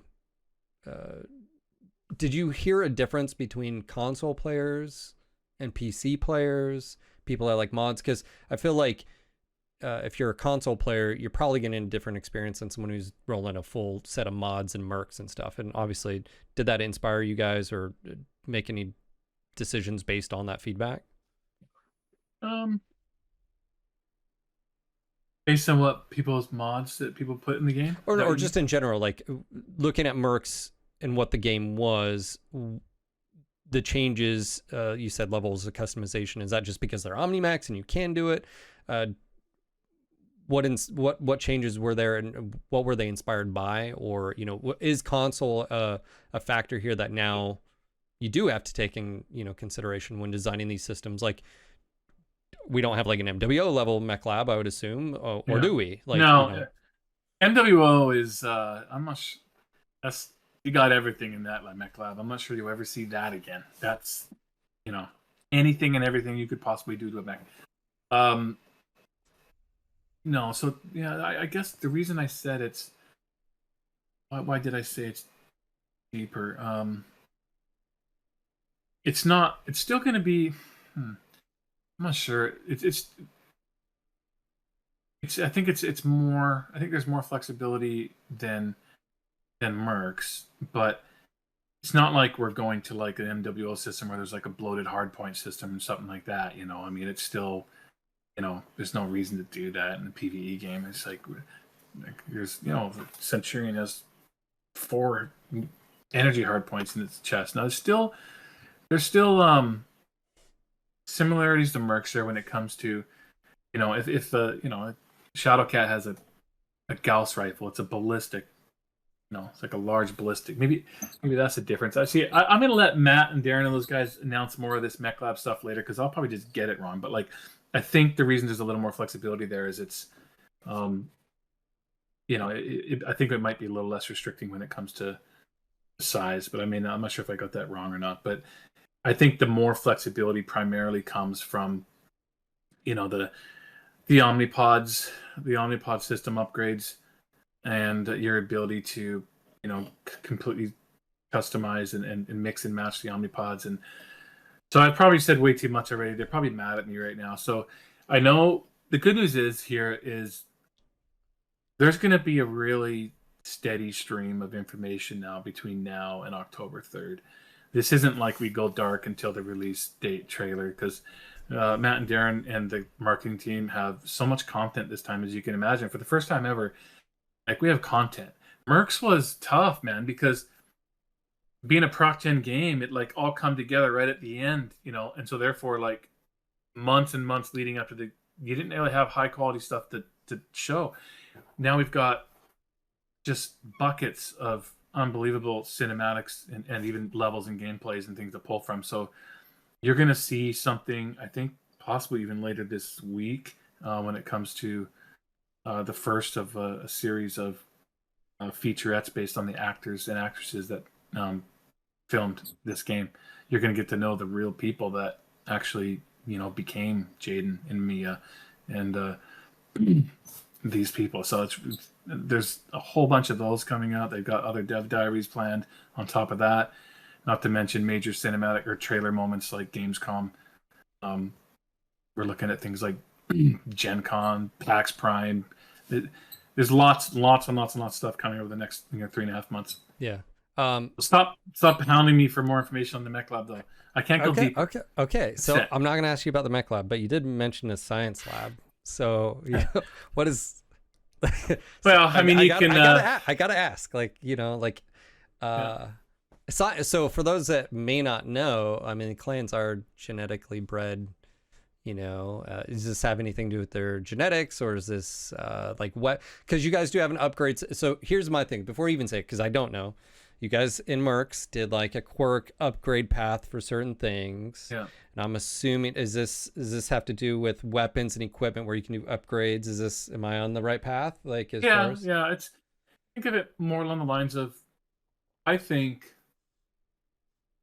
don't know. I think I don't want to say quirk because that sounds like, hey, we've been there, done that. I would say it's a neat way of let's just say there's a lot of stuff to upgrade your mech, right? I mean, you're gonna think about what you already know about the game. All right, so there's the Omni-Mechs, and you can get into all the Omnipods and mixing and matching all that clan equipment. You already know you're going to be upgrading your pilots. And you can think of maybe some of the skills they might have. If you look at Mercs, it's different. It's not the same as Mercs, but some of the things that you can do, invasion, certain weapons, ballistic skills, and you're putting that in. Okay, then science lab. We know there's, all of our games have allowed the player to continue to expand upon that through, I'd like my ballistic weapons to have another 10% range. There's just so much you're going to be researching. That's just one aspect. There's a lot of stuff in there, but that's all I can say for now. But so there's a lot to do in the front end. That's why I think the game could be quite long, because I think I know how many hours you're going to be in mission, and the amount of time you're going to be in mission, it's still going to be possibly 3 of your streams, as you put it, and then not counting time watching cinematics or in the mech lab or science bay and stuff. So there's a big product here. So that's all I can tell you about the front end. There's another whole main element I haven't said yet. Oh, there's another thing that's so great in there. You're gonna love it, but you have to wait on that one. Let me ask a very pertinent question. In Mercs, when I look down, I didn't have a body, Russ. Are you walking around as you're the main character, is there interaction going on? And because you mentioned barracks earlier, obviously Mercs takes place in a dropship for the most part. Does this take place in dropships, a jump ship? Is it different locales? Am I a physical being that I can, third person, I'm walking around? Do I see other mech warriors or elementals or aerospace or whoever? What is that about? Or is there any of that? Okay. So it's a great question, and it's another great question that I won't be able to tell you a lot about. But I do want to. I will tell you this, just because I think it's best to just clarify this now rather than let that thought linger. In Mercs, you just walked around the hull of a Leopard, physically walked around it. If although most people just hit tab, jump to the menus, right? So you're not going to do that in the clans. You're not going to physically walk around. Okay. And there's a really good reason for that. Yes, you can go to the barracks, the science lab, Mission Central, and they're all physical 3D spaces with 3D characters present, and they are 3D environments with 3D characters, but we're not having you walk from place to place. And that'll become really apparent once you're playing the game too, as to why that's a good decision, because not only is it kind of pointless if people just bring up the menus anyhow, but this is a big game.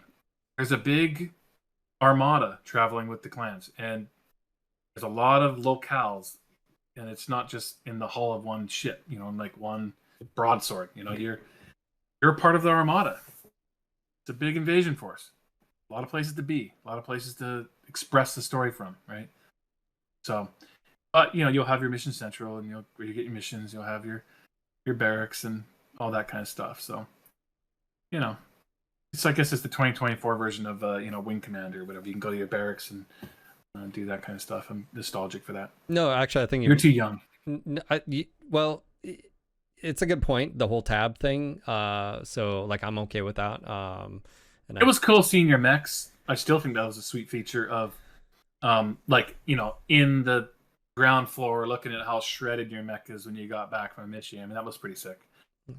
I think that's a big thing. Keep your secrets. Fine. That's fine. We'll find out more. Okay, so we talked about mech lab, science lab, sort of characters. You mentioned actors and actresses. Can I ask, do they know they're the baddies? Do they really know? Did you tell them that they're not the good guys in this story? Like, they're not, as far as the Inner Serif story. Like, have they been informed that, like, I was really impressed at how much research some of these guys did. I mean, these are real actors. They're serious actors. These are people that, they're trying. They're out there trying to get big movie roles, just like actors do. They're Vancouver is they call it Hollywood North for a reason. And we looked at going SAG, Screen Actors Guild, but they were just getting done with their strike, and then the challenging thing here is if you hire one, it forces you to hire the entire cast with SAG. And then we imagine trying to fly up to Vancouver or going back down. It was just too much. It was a bridge too far for us. And so we did all local casting with the Vancouver talent, and they just found some unbelievable actors. I mean, people that have some real, credits to their name, and they really put their heart and soul into this. They came in here and they just were like total pros, and like came in to act in this movie. I can't wait for you guys to see footage of the motion capture studio too. The guys they filmed all that, or most of it. So like, we're going to work a lot of that into these dev diaries that are coming up. You'll actually see the actors like acting the scenes in the motion capture studio, and then picture in picture you might see the finished product versus the motion capture stuff. So sorry, the question on the actors was what again? I think I got sidetracked there. Do they know they're the baddies in the story? Like they're well, they did a lot of research, and like I keep telling you, like, are they the bad guys? Like, I mean, we know how things ended up. Oh like, my gosh! Are you the bad guys? Oh, like, man. What is your perspective? Like, you're in Clan Smoke Jaguar. Like, you have an opinion on what's going on. You're seeing what's going on. There's a tug of war. I mean, these are humans, man. I like to give this example. I've given it a bunch of times. I remember when maybe you've heard me say it before, but I've been so struck by this. Back before the Game of Thrones series ever released, I read all the books, right? I love Song of Ice and Fire series, unbelievable series. And I remember reading the first book, and I was like, it's all House Stark and stuff, and you're like, you think Jaime Lannister is the biggest POS that the world has ever seen. And book number 2, if I'm not mistaken, all of a sudden you're reading from his perspective, and you're sitting there going, wow, man, I get it. I know why he did what he did. I know, this guy's not so bad. I'd do the same thing in his position. Well, that's storytelling, right? And I think there's a big story to tell from Smoke Jaguar. The problem in the past, at least, I mean, I'm not a super duper duper lorehead like Chris and a lot of you guys are. So I don't know. Haven't known all the bullet points of Smoke Jaguar like for the last 30 years. But in my view, I get the sense that that's kind of what they've been. They've been a bullet point. It's like, on this timeline in the lore, they did these things. They're the worst ever. Well, what's the story? How did they get to that point? What happened? Who made the calls? Who said to do this? Who said to do that? Who was in favor? Did anyone object? These are the things that we get to explore in this game. It's such an intriguing take when you mentioned when it came out that you're going to be Jaguar, and I've talked about this on stream for so long. Is this obviously BattleTech was written as a sort of throwback to history. You have Germans in World War II and stuff. Did they think they were the bad guy? It's the same sort of historical context. And if you were in their shoes, what would you do? And I've just been so intrigued by it, of how you guys are going to tackle, and then what me or what everybody else is going to experience. And do you come out thinking, oh, I see now that it wasn't.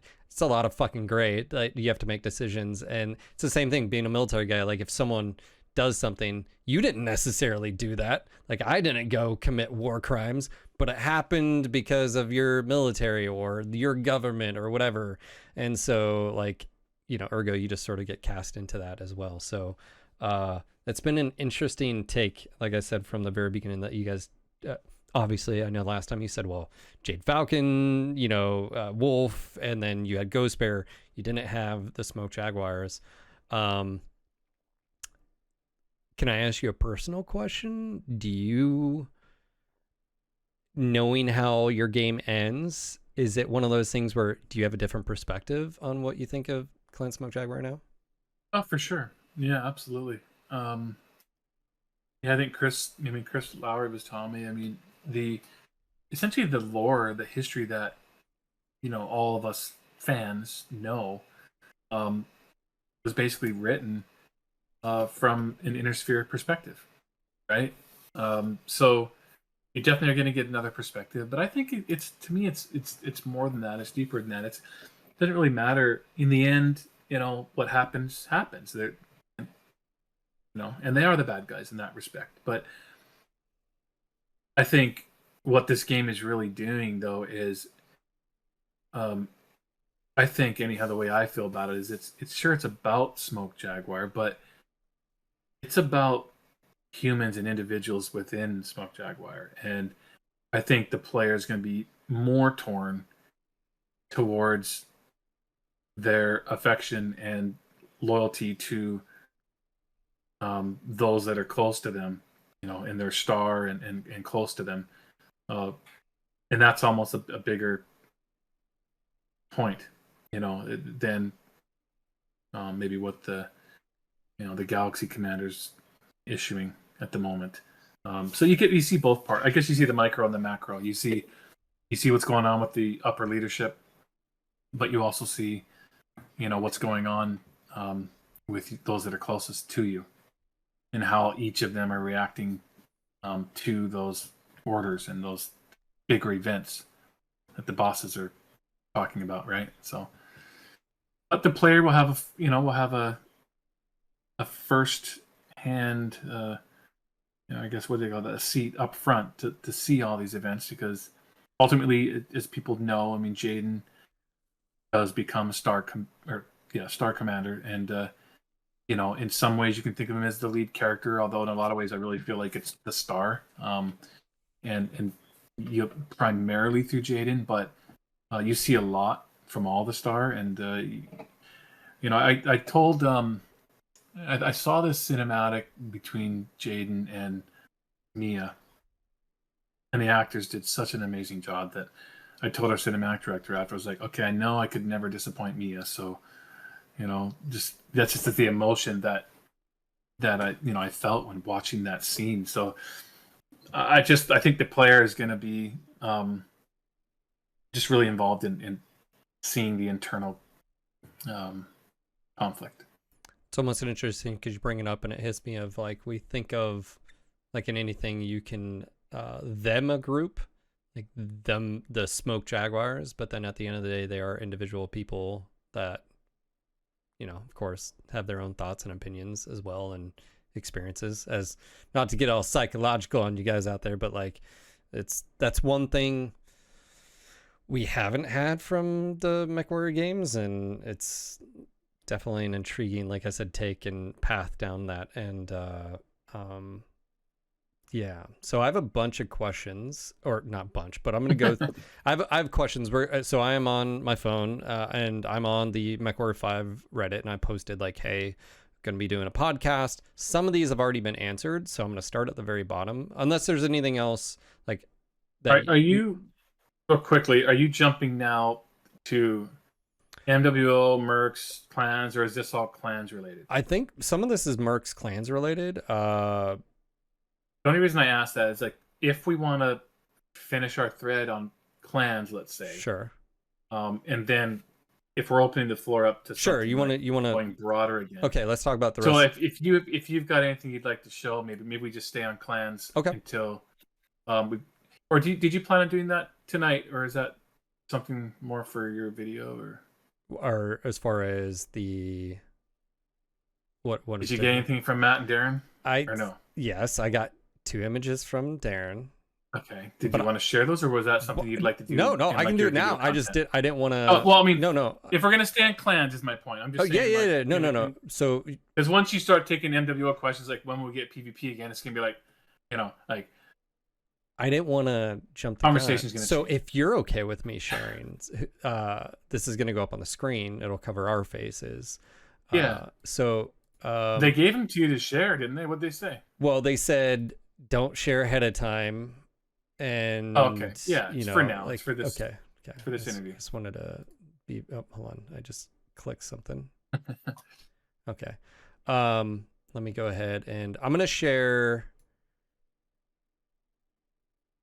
this. 1 second, guys. I'm gonna go ahead and go live with this. All right, so this is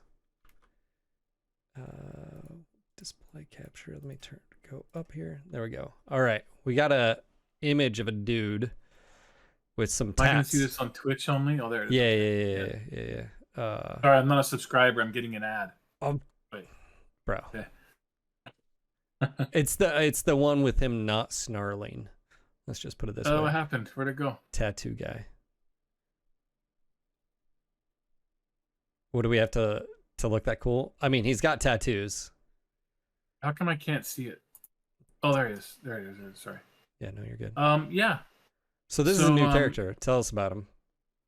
Who do you think he is? Osis, I'm assuming. In the future. His name is Leo Showers. Leo Showers, okay. Now, I'm told that should be a name that means something to the lore heads. Yes, Leo Showers, yes. This guy has an epic speech to give, as you might imagine. The game starts, as you know, in the homeworld on Huntress, but the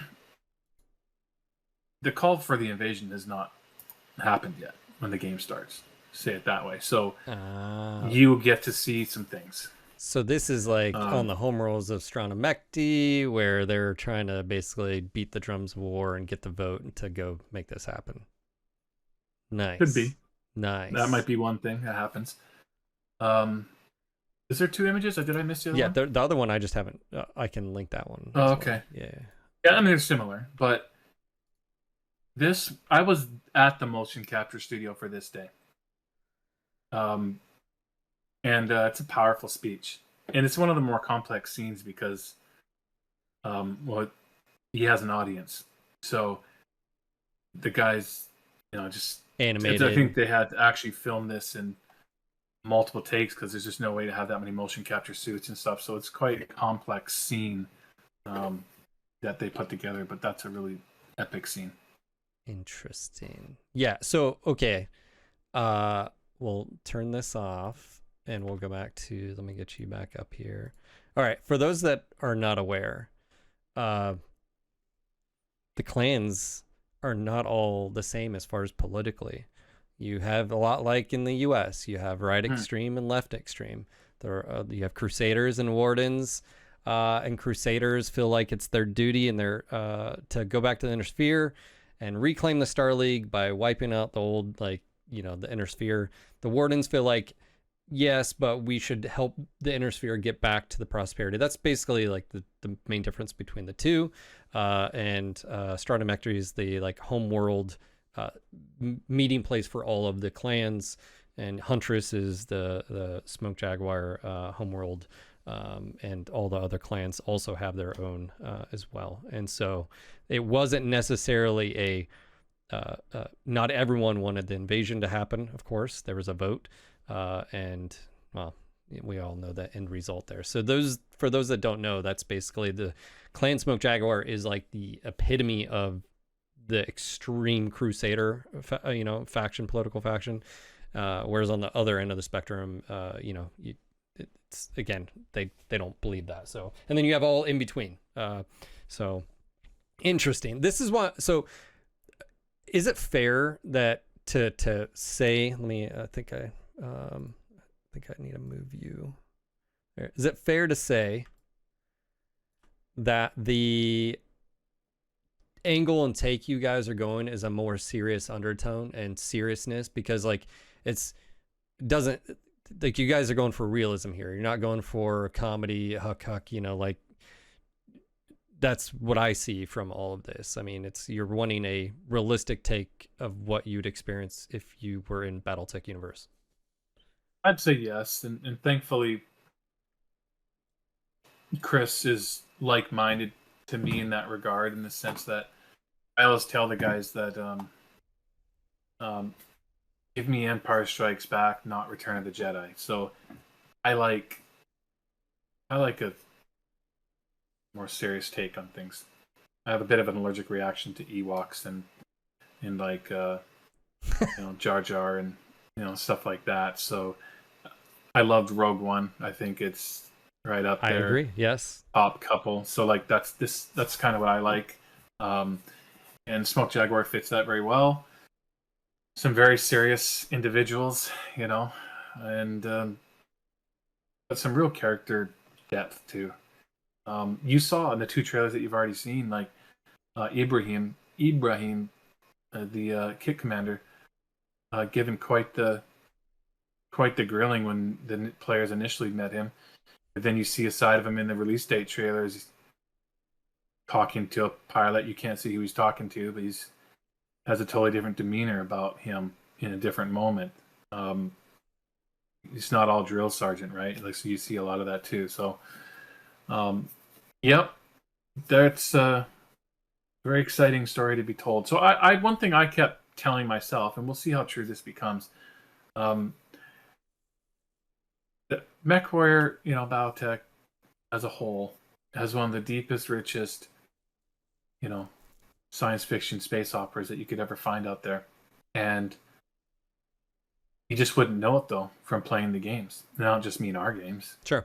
That's all fair. the MechWarrior games, everything, right? I mean, sure, there was some of those live action, like stuff that they did there for a minute just to open the game up with. It was very classic for that era, like the Command and Conquer games and whatnot. But like, no, there's really been people wouldn't know that it has this behind it. Some of the actors said that as they researched, and there's a deep storyline there. And I've told people, and even in some meetings with, say, when I've met and talked with Microsoft and said, like, I really felt like some of the missing puzzle pieces to sort of push beyond maybe our niche or core fan base into a broader market is going heavy on the narration and the storytelling in a proper way, like in a full-blown like character motion captured cinematic way, so that people can see, oh wow, like this is essentially, some people describe it as like very Dune inspired, which is fair. I think there's Dune inspired everything back then, and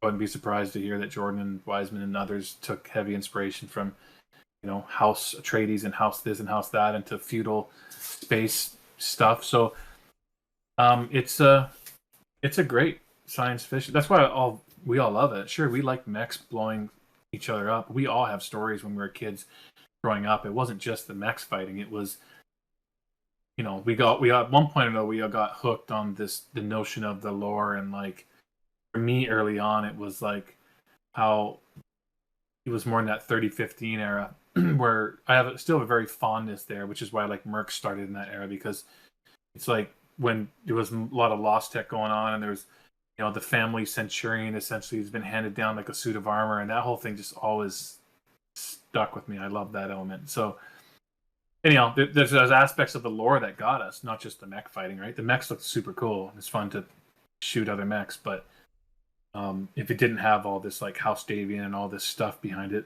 I don't think it would have gotten to the point where it did. I feel like that's what was missing from Mercs. Like what you're showing us here with Clans, it was that in combo with Mercs. That's why, like, when you read the Great Death Legion, yeah, they're mercenary, but they're also human. And then where they go, there's things happening that are human, and that sort of interaction. So for me, that's pretty exciting, especially just being a lore hound. It's exciting that you'd actually get to obviously see the clan side of things and behind the scenes. Why did they decide to? And then obviously they use some language, certain language, how they viewed maybe the inner sphere, which will be intriguing, especially in like today's climate and just world history and stuff like that. Yeah, man, so we pretty much covered everything as far as, I feel like, unless there's anything specifically when it comes to clans that you're wanting to talk about. I feel like we're excited. I'm excited, at least. The one thing is one of the questions we'll get into. There's a few little nitpicks here there I think the community wants questions about, or has questions about. But it's exciting because I look at, okay, if you guys are doing this, and it's successful, and you talked about a little bit of business there, you said broader audience. I know the niche word in the past got memed a little bit, but why talk about the business side of things? You're talking about console launching on all these platforms all at the same time. What makes this different than Mercs? And maybe you've sort of already stated, but like from you personally and from a business perspective, what are you guys hoping to achieve as far as growing that? And why do you think it's this take versus what you've done in the past? Well, I just think we've talked about it already, but essentially, it's fairly clear why I think it's this take. You think that it's needed to bring people in and say, oh, here's this bigger thing that you've never been shown before? Is that sort of fair? Well, I'd hate to go back and rehash all the old games and stuff, because a lot of times I do that. This particular community disagrees with me because they like MWO. They like the hardcore mech lab, and they are convinced that if we just did certain things differently, then it would be huge, kind of thing. I have a different take. I think that, some of those things are just way too full mouse keyboard, first person. The mech lab is daunting. Like, it's not going to go big enough.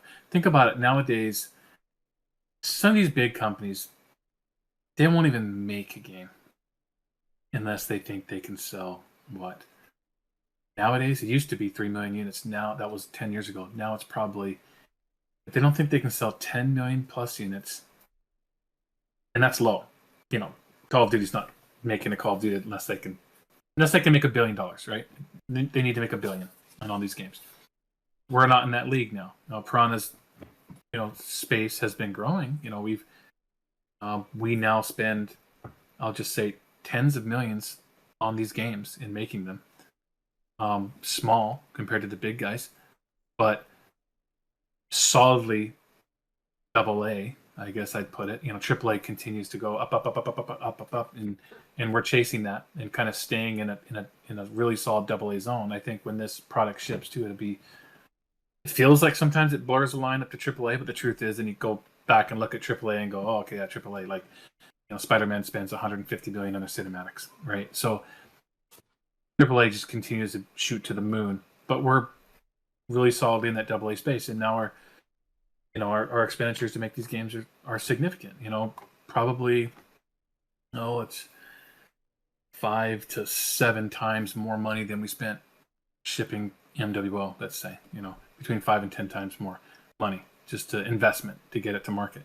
So you have to hit.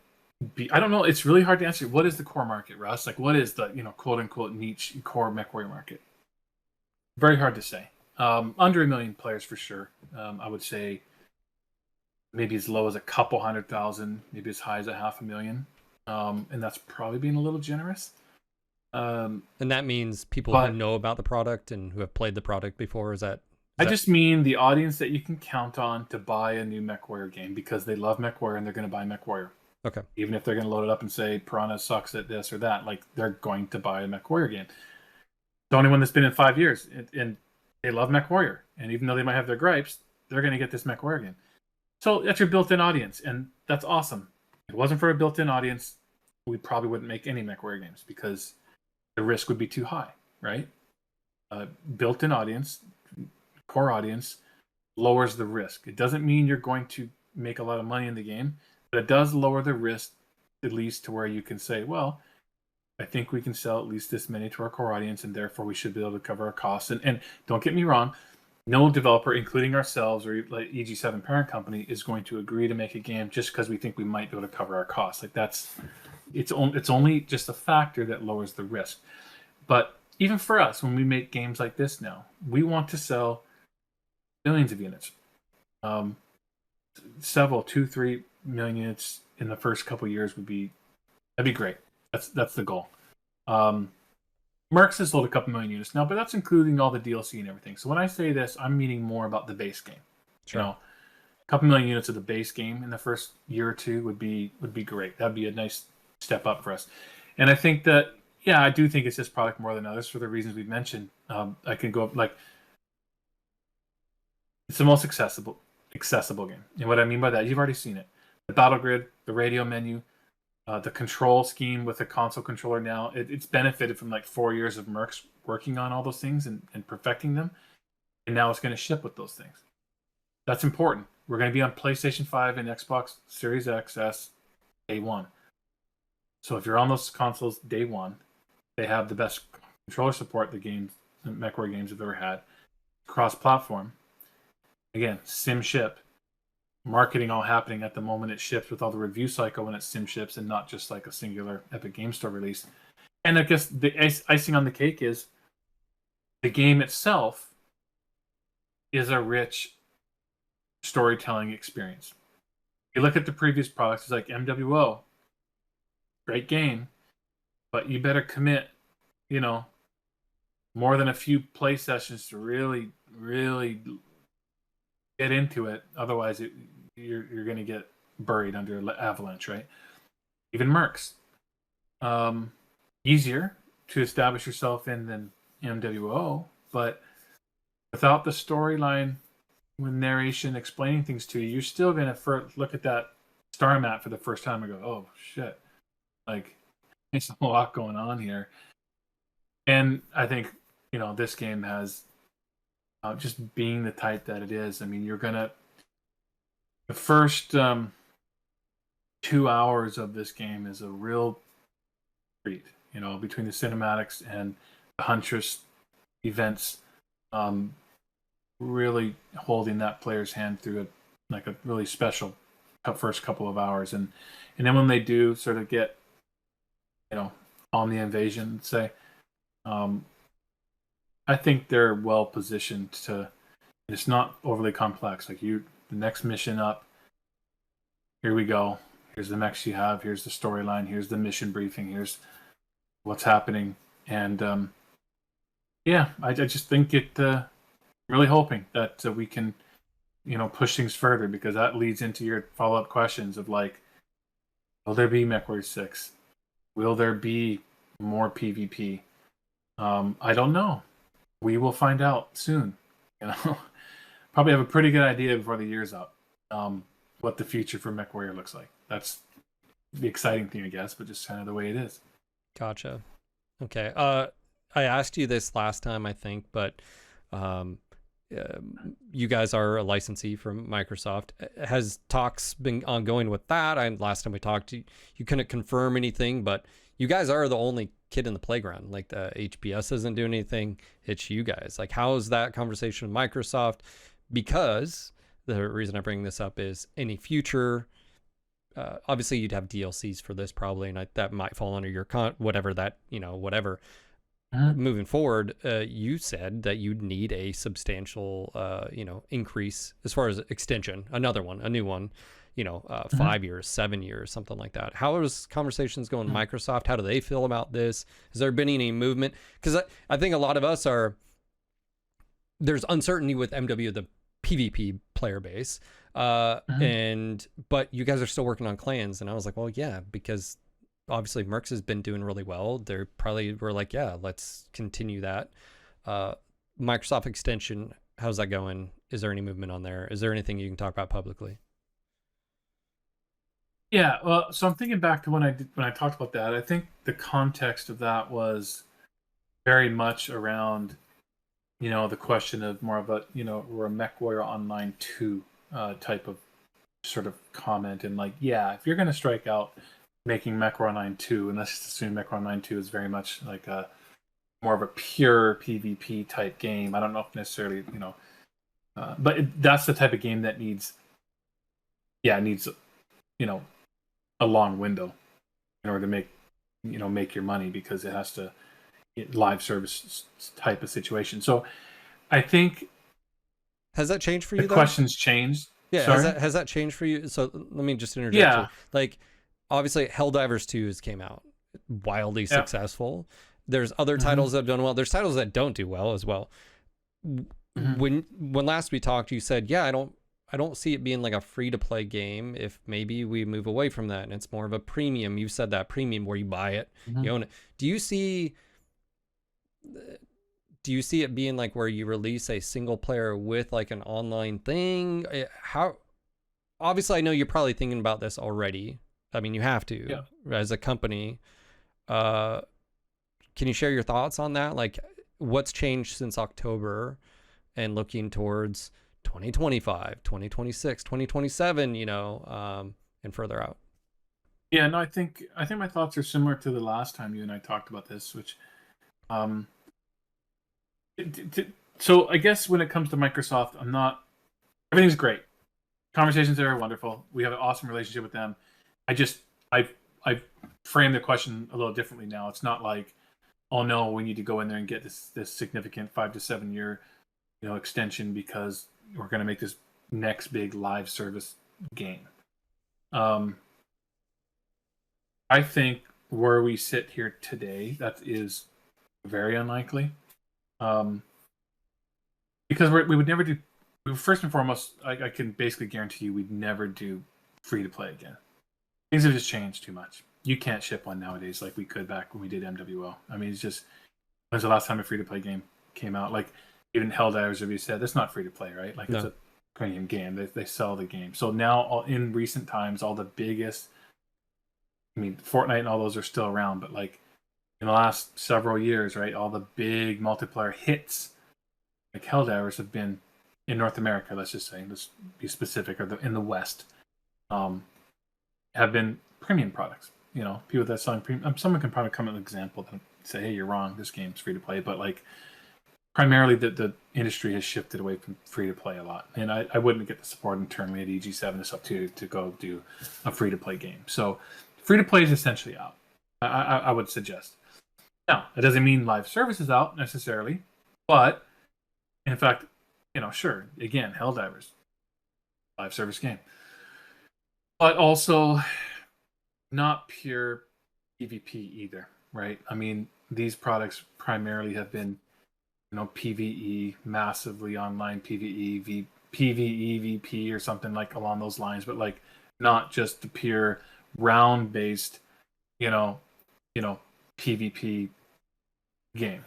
MechWarrior Online, World of Tanks, those types of games, there's not a lot of that out there anymore. So, these are complex subjects that people could disagree with or come up with examples that say this, that, or the other. But I would just say that I think this is what I said last time you and I met. I do believe that the path to their new multiplayer experiences. I'll even avoid using the word PvP. Like, could very well be PvP. With PvE elements, as we've seen in some of the more modern Call of Duty things, like what's it called again? DMZ. I know, yeah, like that kind of stuff, right? I mean, there's multiplayer design has evolved significantly since MWO was designed, developed, and shipped, and so I think the best chance we have, say, as a community of experiencing brand new content in Unreal 5 and beyond, or whatever, in multiplayer with MechWarrior again, would almost certainly come as part of a premium product. And so, let's say, this is just one example. This is just me sort of dreaming. Like, okay, Clans comes out, does very well, good initial reviews, sells, beats all of our expectations on sales, and everyone's super stoked. It's like, okay, great. Let's make MechWarrior 6. Now, you're not going to come off of that and then go pure multiplayer though as well, though. So I would assume almost certainly that MechWarrior 6 would then have, a significant single player component to it, like a Call of Duty game does. But now you've got more runway and more leeway because, again, in our hypothetical situation, clans did very, very well. So we're going to be able to spend a little more in the next game. So plus we've got all the tools and technology for the narration and storytelling and everything coming off of clans. So we're going to be even better and more efficient at doing that type of development. So therefore now, let's just say, again, in our hypothetical scenario, we can afford to create MechWarrior 6 with another amazing, cinematic single-player story, but also have a very robust multiplayer component to that game. That's probably almost certainly our most likely pathway to modern multiplayer MechWarrior coming out in the future. How do you feel about that though? Because like I have, me and Magic, another streamer, were talking about, you look at your mercs and your sales, and obviously you're doing clans. If I'm on the outside, like, you don't have to bother with worrying about balance. You don't have to bother worrying about daily like community interaction and the, like you said, you guys had a little bit of tumultuous times. And do you hesitate to? Would you hesitate? Do you feel like it's needed? Is it one of those things where like, how do you feel about that? Because I look at it and say, like, on one hand, why would you bother? And then on the other hand, it's like, well, yeah, but if you made the tools and hell, you could just let the community do its own thing. If you had an online API, I don't know, whatever. Do you foresee that desire? Because co-op is awesome. I just wonder, like, co-op and PvP and like maybe some big, almost like combined arms battlefield like experience, but the mech warriors are the focus, and like you've got that. What are your thoughts? Like, is that something you see as like or do you see? Yeah, I think more of the co-op single player. I just figured out. I'll say, I think people will like to hear me say this. Like, I do think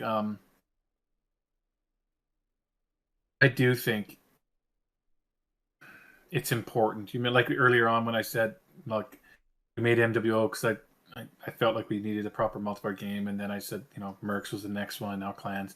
Well, my mind is kind of going back to, like, I do think it's important that we have fresh, modern multiplayer. Like, I do feel that. Like, I want to do that.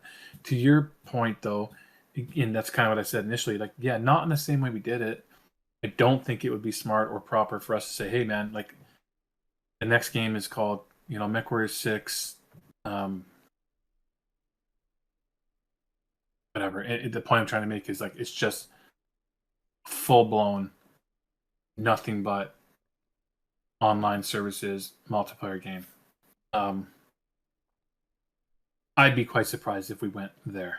That would be, but I do think multiplayer is important, and I don't know if we'll see sort of that pure tournament-esque type PvP product again. Like, I do think that's a bit of a stretch, but I do think multiplayer is important. I just keep saying that. Like, I look at the most modern ones like Helldiver and stuff. Like, I don't know, you describe Helldivers to me, Bill, like how you see it. I mean, it's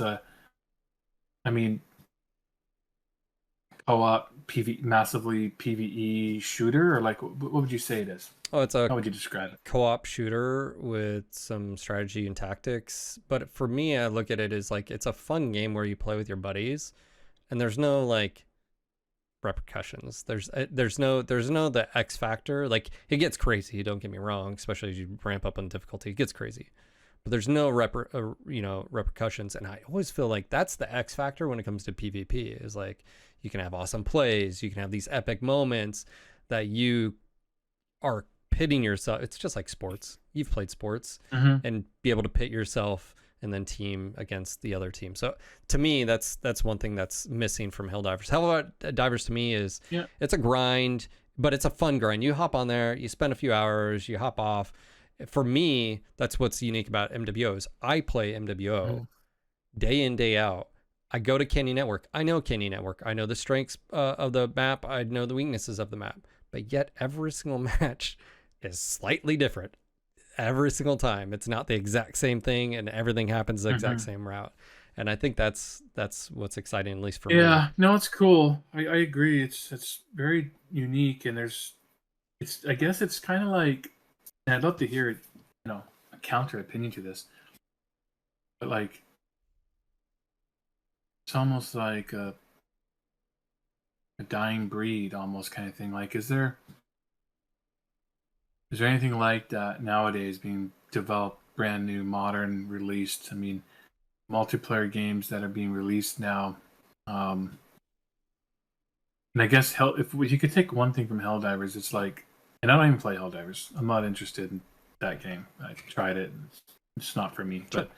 But it's like I appreciate what it is, and I think executives around gaming, and this is the sad thing, I guess, for like PvP fans, is like establish yourself as a multiplayer shooter in general has become just unbelievably hard, right? If you are not, something like Helldivers caught everyone by surprise because it had been a long time, in my opinion, since one had kind of come through and broke through just like the standard Call of Duty sort of Battlefield or whatever, like big multiplayer products that people play. And Helldivers was one of the few in the last while that kind of broke through that. And it's like more PvE, more co-op. So I think pure PvP, brand new games are kind of rare these days. So I hope I haven't poured cold water on this. I want people to actually go away with the message of like Russ thinks multiplayer in MechWarrior's future is important. No, you're fine. We've been going a while. I'm still on a podcast. Bye. Sorry, I told her I was doing a podcast. My daughter. Yeah, I think multiplayer is important. I feel like I do think we need to be, realistic maybe in the likelihood of something like MWO being created again. MWO came out in a time when, well, just look at World of Tanks or whatever. It was like those sort of round-based, PvP products had a great run in that era. Now they're more rare. But I do think multiplayer is important for MechWarrior. And if everyone's going, oh, Russ doesn't know what that means yet, you're right, I don't. Because we ship clans first. Sure. That's it. Sure. We ship clans first, and then honestly, these things, what I like about game design in this industry is it evolves so much. Like 5 years ago or 6 years ago, our conversation would have gone very differently, and what I thought Piranha's next product would be, it would have had totally different thoughts. And I even told you how basically clans evolved to become, the great sort of, cinematic thing, showpiece that it is. And things will continue to evolve. Let's see where the game industry goes, even in the next 6 months. By the time the year finishes out and we get into the new year, we see how clans is done, and we'll see how, see what the landscape looks like out there. Because I think you guys are seeing it now. Landscape in gaming it's pretty bleak, honestly, overall. Like there's a game studio a week in Vancouver that seems to be closing down, and then like this year, if you add it up, I think they had more layoffs in January than we did all of 2023 in gaming, and it has not slowed down. So it's even more. You have to be careful out there. I guess what this means is, A, we need clans to do well, and B, in that type of an environment, even with a hit product, and there's a lot of, it's not just me now, right? There's EG7 as well. There's a lot of people that have to weigh in and say, we need to make smart choices. So it's not just Russ saying like, I think we should make MechWarrior Online 2. Here we go. It'll be a little more thoughtful than that, let's just say. That's fair. I understand. Okay. I beat that one to death, but I think I said the same thing about 8 times in different ways. But yes, that's how I feel about it. But I do think MechWarrior multiplayer is important. All right, we will touch base back on that. I think we're good as far as we can move away from clans. We talked about potential future here. We do have some questions on Reddit and Discord, all these things, and then chat, and blah, blah, blah. I don't want to keep you here forever. We've already been here over 2 hours. We've already answered, will there be more potential DLC for Mercs? Also, question, DLC for clans. You guys already have ideas for that and plans and prep as well? I mean, I'm assuming Mercs, and then would you stick to Smoke Jaguars, and would you move away? I mean, you don't have to answer that, but I'm assuming you guys already have plans in place. Is there... Oh, go ahead. Yeah, sorry, go ahead. Are there any plans to allow mods for consoles now with clans? Or with clans? Yeah. No, it's a good thing to bring up around on mods. I mean, we've obviously had a great, mod community with Mercs, and we plan to do the same thing with clans. I would say people should, just expect the fact that it'll probably be like Mercs. It'll have to follow the release of clans. I don't know if it's just a month after, or if it's 2, or if it's 3 months, but right now it's just not smart to divert resources to making sure we have mod tools day one. I wish we could. I think that'd be awesome. If we had all the bandwidth in the world, we would be ready. But it'll lag behind a little bit, like it did with Mercs. But it'll come, and it'll come in pretty good order. It's not going to take forever. With consoles, I have no idea, Phil. Can you put a mod on Xbox right now on Mercs? I don't even know that question. I'm not a console player. I think there are only a handful of games that allow mods on console, but this is a question from on Reddit from Dohor, and under it says Xbox Series, so I'm assuming, Well, I think it's frankly, when it comes to that, we pretty much roll with the powers that be. What I mean by that is, we use Unreal 5.4, we use EOS on Epic Online systems for co-op support, and with some of our own code as well, but the backbone is EOS. And we used we built our mod support in through the Unreal editor. It's all about distributing the editor, right? And then that goes into whether it's Nexus mod stuff, or the Epic Workshop or Steam Workshop and all the various, it'll be the same thing. So if Epic gets to the point where, or Steam, or the Unreal Engine, where you can put these mods onto Xbox, then I'm sure we'll support it too. But Piranha's not going to divert millions of dollars to make sure we can get mods onto Xbox, kind of thing. Okay. It'll probably live in a very similar fashion that it did to Mercs. Inside Elephant says, will clans have a career mode or something to allow play after campaign is finished? There is, I think, a really interesting, just the generic term would be new game plus type content. So there is a way to continue to play outside of the campaign. Okay. Let me go here. Okay, you just answered that question. Just answered the DLC for Mercs. Just had another MechWarrior 5 console get mods question. Will Mercenaries continue to get support after Clans is launched? Well, did you say Mercs will get support? Yeah. There's balance issues, I would bugs, say stuff like that. I'm hopeful. Okay. I'm hopeful. Okay. So here's a question from Obelisk. Asks, PGI has worked on MechWarrior for over 15 years, including the 3015 pitch trailer. Does Russ and others in the studio ever get tired of it? I don't, and I think others don't. But I'm sure others do. I mean, you have 110 people. We hired people. Some of them are super BattleTech guys, and they're like. Matt says no in chat. Okay, other people might. So, understood. because they're maybe not in it like we are. But also, same person. Sometimes we convert them though. How's it been from changing? You guys aren't downtown Vancouver, or at least that big studio. You guys aren't there anymore. How's the remote been? Has that actually been easier for you, or your bit? How has that been for you guys? Yeah, it's a tough one. I think it's been better and better. I think we're way better at this remote thing now than we were initially. I think we got lucky because when we went remote initially, um, we had just shipped Mercs, so we were working on DLCs and free updates and console ports in a very understood game and game area. And so we really got to if we had to start Mech5 clans like the day after we went remote work, that could have been really tough. But thankfully we had years of DLCs and all that to really learn it. And so by the time clans development came around, we were pretty good at it already. It has its advantages.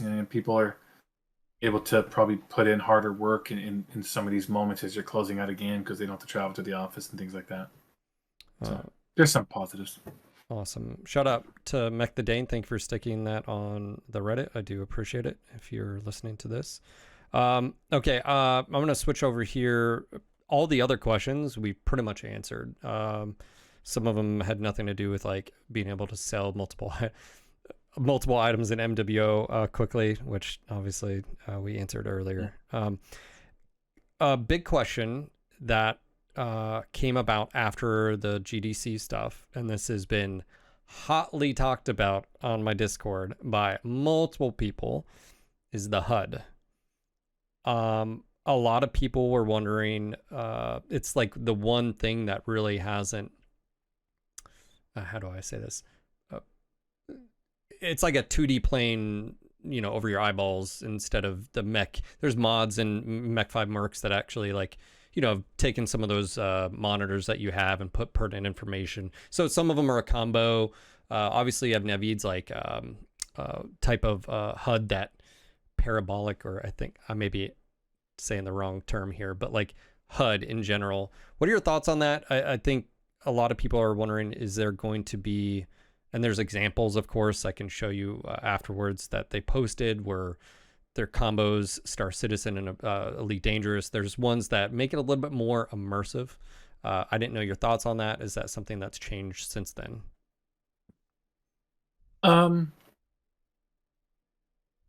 No, it hasn't changed. I understand the question, and I don't mind the question. I mean, we've thought about that since the beginning of MWO, and we have all the monitors around the mech cockpits and stuff. But like, MechWare is very unique in the sense that we have like 50 different cockpits. The monitors are all in different spots. Not all cockpits are created equally. Sure. If you're creating a game, you have to have a consistent experience where anyone who buys your game and plays your game, whatever mech they choose, they understand the weapons and the cooldown, the heat, and all the stuff that's complex enough. So it's a great question, especially coming from this community, because they're hardcore and they understand everything there is to know about MechWarrior. But think of it like this. If we made the game just like that, we would be moving further into the niche category, not going broader. So I think it's smarter for us to create a HUD, a classic HUD. It doesn't mean that I'm saying our HUD's perfect, this is the way to go. I'm just saying this will be, I think it is a quite improved HUD over Mercs, in my opinion. There's been a lot of tweaks since the GDC footage that you guys haven't seen, but ultimately, yes, it's a HUD, as you call it, a 2D HUD, but improved and looks better. Better for us to create that, make a broad-reaching game that can reach a lot of people. We have mod tools, and that's a great area for mods to work at. It's not me mailing it in. It's just like I can't ship the game with. I know you said Star Citizen, some other games, but like, yeah, I guess that's my answer. It's like I think we've talked about it a lot. I mean, in fact, You experimented with So Mercs. this will answer your question directly. You saw the pips in the GDC footage, like meaning the picture-in-picture videos, and we tested quite dramatically, actually, for a while, of that pip playing on one of the monitors in the cockpit. So that's something that people could mod, but like, I'll just tell you, like internally, when we did that, it was mixed results. Some people thought it was cool, but like most people thought that's not readable. It's too hidden. You're going to have to put it on the screen as well. And again, the monitors aren't all in the same spot. So yeah, I know people probably don't like that answer, but um, that's where we're at with the HUD. Okay. It's not going fully into the 3D geometry of the cockpit. Understood. Okay.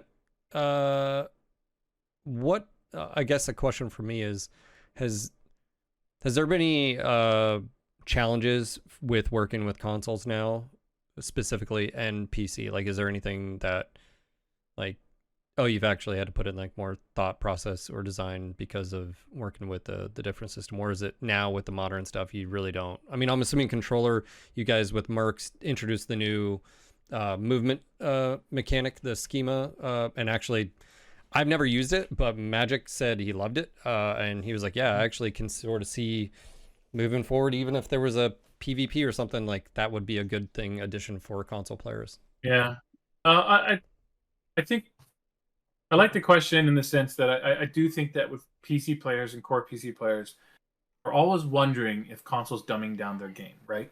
And I understand that. Always thinking about that. I really think that the PC product is not being dumbed down by the console experience. I think we are at an era now when you look at PS5 and Xbox Series X that the game can be the same on PC as it would be, even though you're going on consoles. Because for you, Phil, you're gonna load up plans in Steam, let's say, and Sure. you're going to use mouse keyboard and you're going to use classical controls. When I play, and I have 250 hours on clans already on Steam, like just as part of the dev team testing the game and being the campaign director, I use mouse keyboard with classic controls, meaning throttle sticks, throttle does not decay, torso twist, the whole classic like you would in MWO or whatever, and that's the way I play. But then we recently had a press outfit visit the studio, and they picked up an Xbox controller with that new control scheme, as you put it. And there was someone that was familiar with Mercs. They played with the console controller, and they were, without aim assist, were defeating some really hard levels, stuff that I had a hard time with mouse keyboard. So I agree. I think that didn't just happen by accident. That was literally like 2 or 3 years of R&D and design and implementation on the Mercs side as we gradually improved that system. So now I feel like we have a really great console control, and like it's not even you could jump on and play it, and you might not like it. You're a mouse keyboard guy, but I would say if you can get on your mouse keyboard though, and you can just still play old school classic controllers or controls with your mouse keyboard and torso twist and throttle stick and all that stuff, great. Let them play with their controllers, right? Gotcha. Question from my Discord. We haven't seen much in terms, and this is for Magic, mission design to judge, but how closely will it resemble linear missions from like MW5 Mercs, or will the overall game flow be similar? Or we sort of answered this earlier, but I figured I'd just ask for him. That's one thing he was wondering about. Yeah, I think you could go back in this podcast and listen, but basically, I mean, there's really no resemblance, I guess I would say, to like Mercs DLC single player missions. I mean, in this, just look at the GDC footage and take that and times it by 10 as far as like pacing, narration. We're not afraid to even have a moment, do an NIS camera cut, show something, completely guide the level based on the narration and pacing that's desired, not not like Mercs, which is pretty much more like a proc mission with some dialogue thrown in, right? Okay. Question from Super Official, and this is actually, I'm going to expand on this. What kind of an atmosphere or environmental effects were introduced to the game? And then I'm going to add to that, are we going to get any underwater missions? I won't answer the second part, but there's a lot of immersion in the atmosphere, as you can imagine, like a lot more stuff in the skies, a lot more stuff that you interact with in the skies, and I don't just mean VTOLs, and just things for effect too. Again, this is a narration game, so um, things are going to happen, and you're going to see those things happen. So it's yeah, it's quite a lot going on, I guess. Will you be able to salvage like inner sphere stuff, or is that something that is locked out? Um,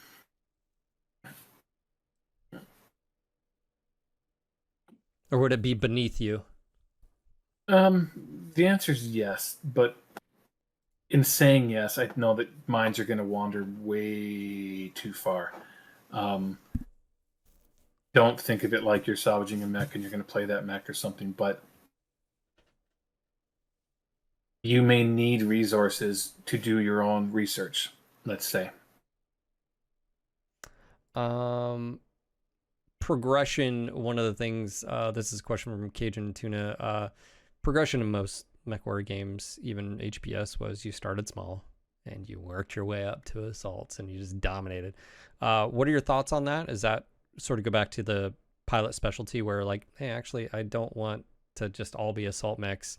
I'm going to have a light scout, or I'm going to have a, flanker that's good with energy weapons, whatever. Is that, I don't know if that's specifically, but yeah, that's generally the question. Yeah, it's a good question. I think I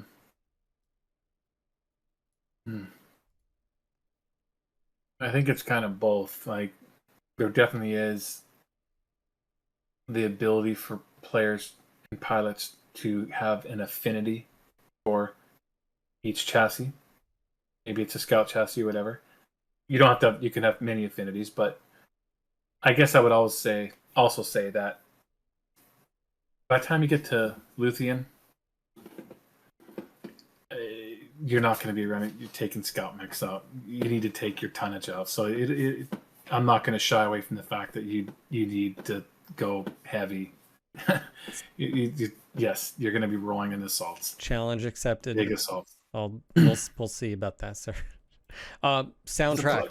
Soundtrack for the game. I think this was mentioned in the PC Gamer sort of thing, or maybe we talked about it.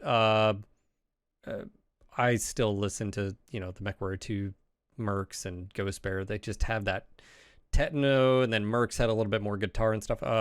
Soundtrack. Do you have a specific? I'm assuming you guys are also in the cinematics and stuff. You also have music for effect, but soundtrack specifically. What can you say about that? Yeah, it's going to be epic. Like synthwave, or are we going like metal? Like, is it all over the place? No, it's not all over the place, and we'll have to get Sean to do one of these times. But like, and like I would say, Mercs really wasn't all over the place either, right? Mercs leaned into Mercs music in his metal.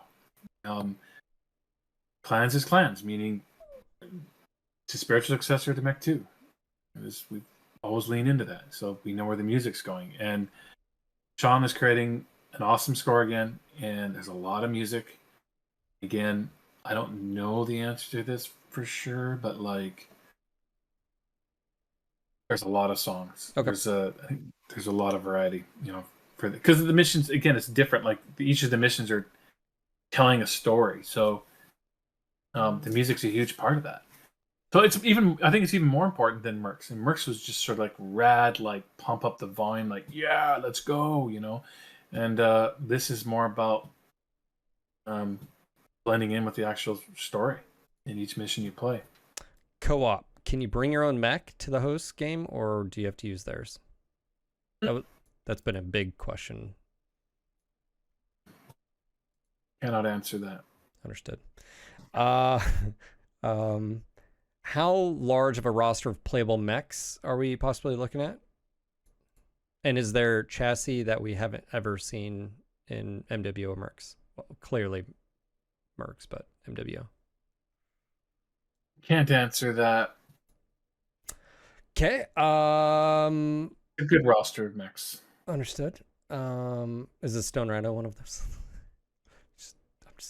I'm gonna I'm gonna assume yes. Blink multiple times if they, All right, chat. I'm gonna open it up to you guys just really quick while we have them here. I'm gonna keep them for like 5 more minutes. Promise. Sorry, Russ. If you have any questions live, now's the time to do it. I pretty much Reddit didn't really have a ton. A lot of your questions, I feel like we answered some of them on Discord. So if you have any questions, any job openings at Piranha Games? First question. Not at the moment. We're full up, kind of in lock state here to get the game done. We were hiring a lot of people throughout the year, I can tell you that much. But there's always exceptions. Depends on how good you are. If you're a really awesome engineer, send your application over straight away. That's always the case, right? Tell your kids to become engineers. And my little brother literally just graduated with his bachelor's, getting his master's. Just saying. Still looking for a job. Let's see. I don't know if you'll be able to answer. Favorite character that's not in the player's star. Player's star and why? Do you have a favorite character? It's not in the star. What kind of engineer, by the way, in back end or all? Yes. Yes. Awesome. C++ gameplay engineer, or just game side engineer. Dang, man, there's so many. I don't know if they're my favorite, but you guys are going to get to know Cordera Perez really well very soon. I think the first featurette coming out is about him. So you've seen him. He gave a speech in the release day trailer. Kit Commander. He's the Galaxy Commander. Oh, Galaxy. Oh, that guy. Okay, yeah. Okay. Yeah. I just had sorry, someone just pinged me. Will there be physical game launch, like a physical box? I think someone asked about that on Twitter, or maybe it was like, is there going to be versions of it or anything? Can you speak of that? So there will be. First off, I think this is obvious. There will be, like versions digitally on Steam, like you saw with Mercs. And there will, I'm 90% sure there will be physical, but it won't be day and date with the digital release. You have to have your Gold Master versions done literally like months in advance to get those things printed in time to hit the shelf the day of digital release. So it'll linger. But I think, again, this isn't a guarantee by me, but I'm fairly sure there'll be something physical on shelves before Christmas. Okay. AI in the game. Mercs, that's been a big topic. Can you talk a little bit about that? Is there any differences? Can the player expect any changes? Yeah, I've said this a bunch of times, but AI is always a topic no matter what game you play. Sure. Yeah. But yes, very concerted efforts, and I think, in my opinion, significant improvements. I think it helps too that, again, we're not a proc gen game, so very, very different level design, right? In a proc gen game, you get there to the raid encounter and you got to spawn enemies, but you got a co-op game and you don't want them to take a million years to get there, so you have to have interesting spawn mechanics to try to spawn them over the hills and behind the player with no co-op players looking and things can look dumber that way. And I think for plans, we have these crafted missions. We spawn them where we want them to spawn them, meaning we want them to spawn and come down over the cliff's edge, then that's where we'll spawn them for the story's purpose. And yeah, we have done, I would say, just dozens and dozens of AI improvements, but they're very specific, right? Sometimes they're more general, hey, follow the star commander way better. There's general stuff like that too, but there's really been just dozens of specific, mission specific features that we'd add, to make the AI a lot smarter in that particular level, in that particular encounter. things like that too. So I don't think there's really any doubt that they'll come across smarter than they were in Mercs. Okay, I'm assuming Unreal 5.4 it'll be utilizing the latest DLSS and all the tech. Someone was asking about that to enhance gameplay or storytelling or anything like that. Mm-hmm. Okay. Let's see. Funniest bug that's happened in development so far. There was this bug where the AI, not just star mates, it could be an ally too, maybe even an enemy, like maybe any AI, sometimes would fire their jump jets. So let's talk about improvements. So the AI has much better, more creative use of jump jets, where they make use of, they can jump up to the top of a rock and then like come down. And before in Mercs, they pretty much only jumped if the player jumped and created a jump node in that position and things like that. So much better jump jet use in gameplay, and it adds a lot of verticality to the spaces. But like once in a while, these mechs, they would start jumping, and then they would just keep going until they were in orbit. They just never stopped. They just left this planet into outer space, never came back. Nice. That was pretty funny. We're pretty much out of questions. I had one last one. It was are you going to see elementals on the battlefield?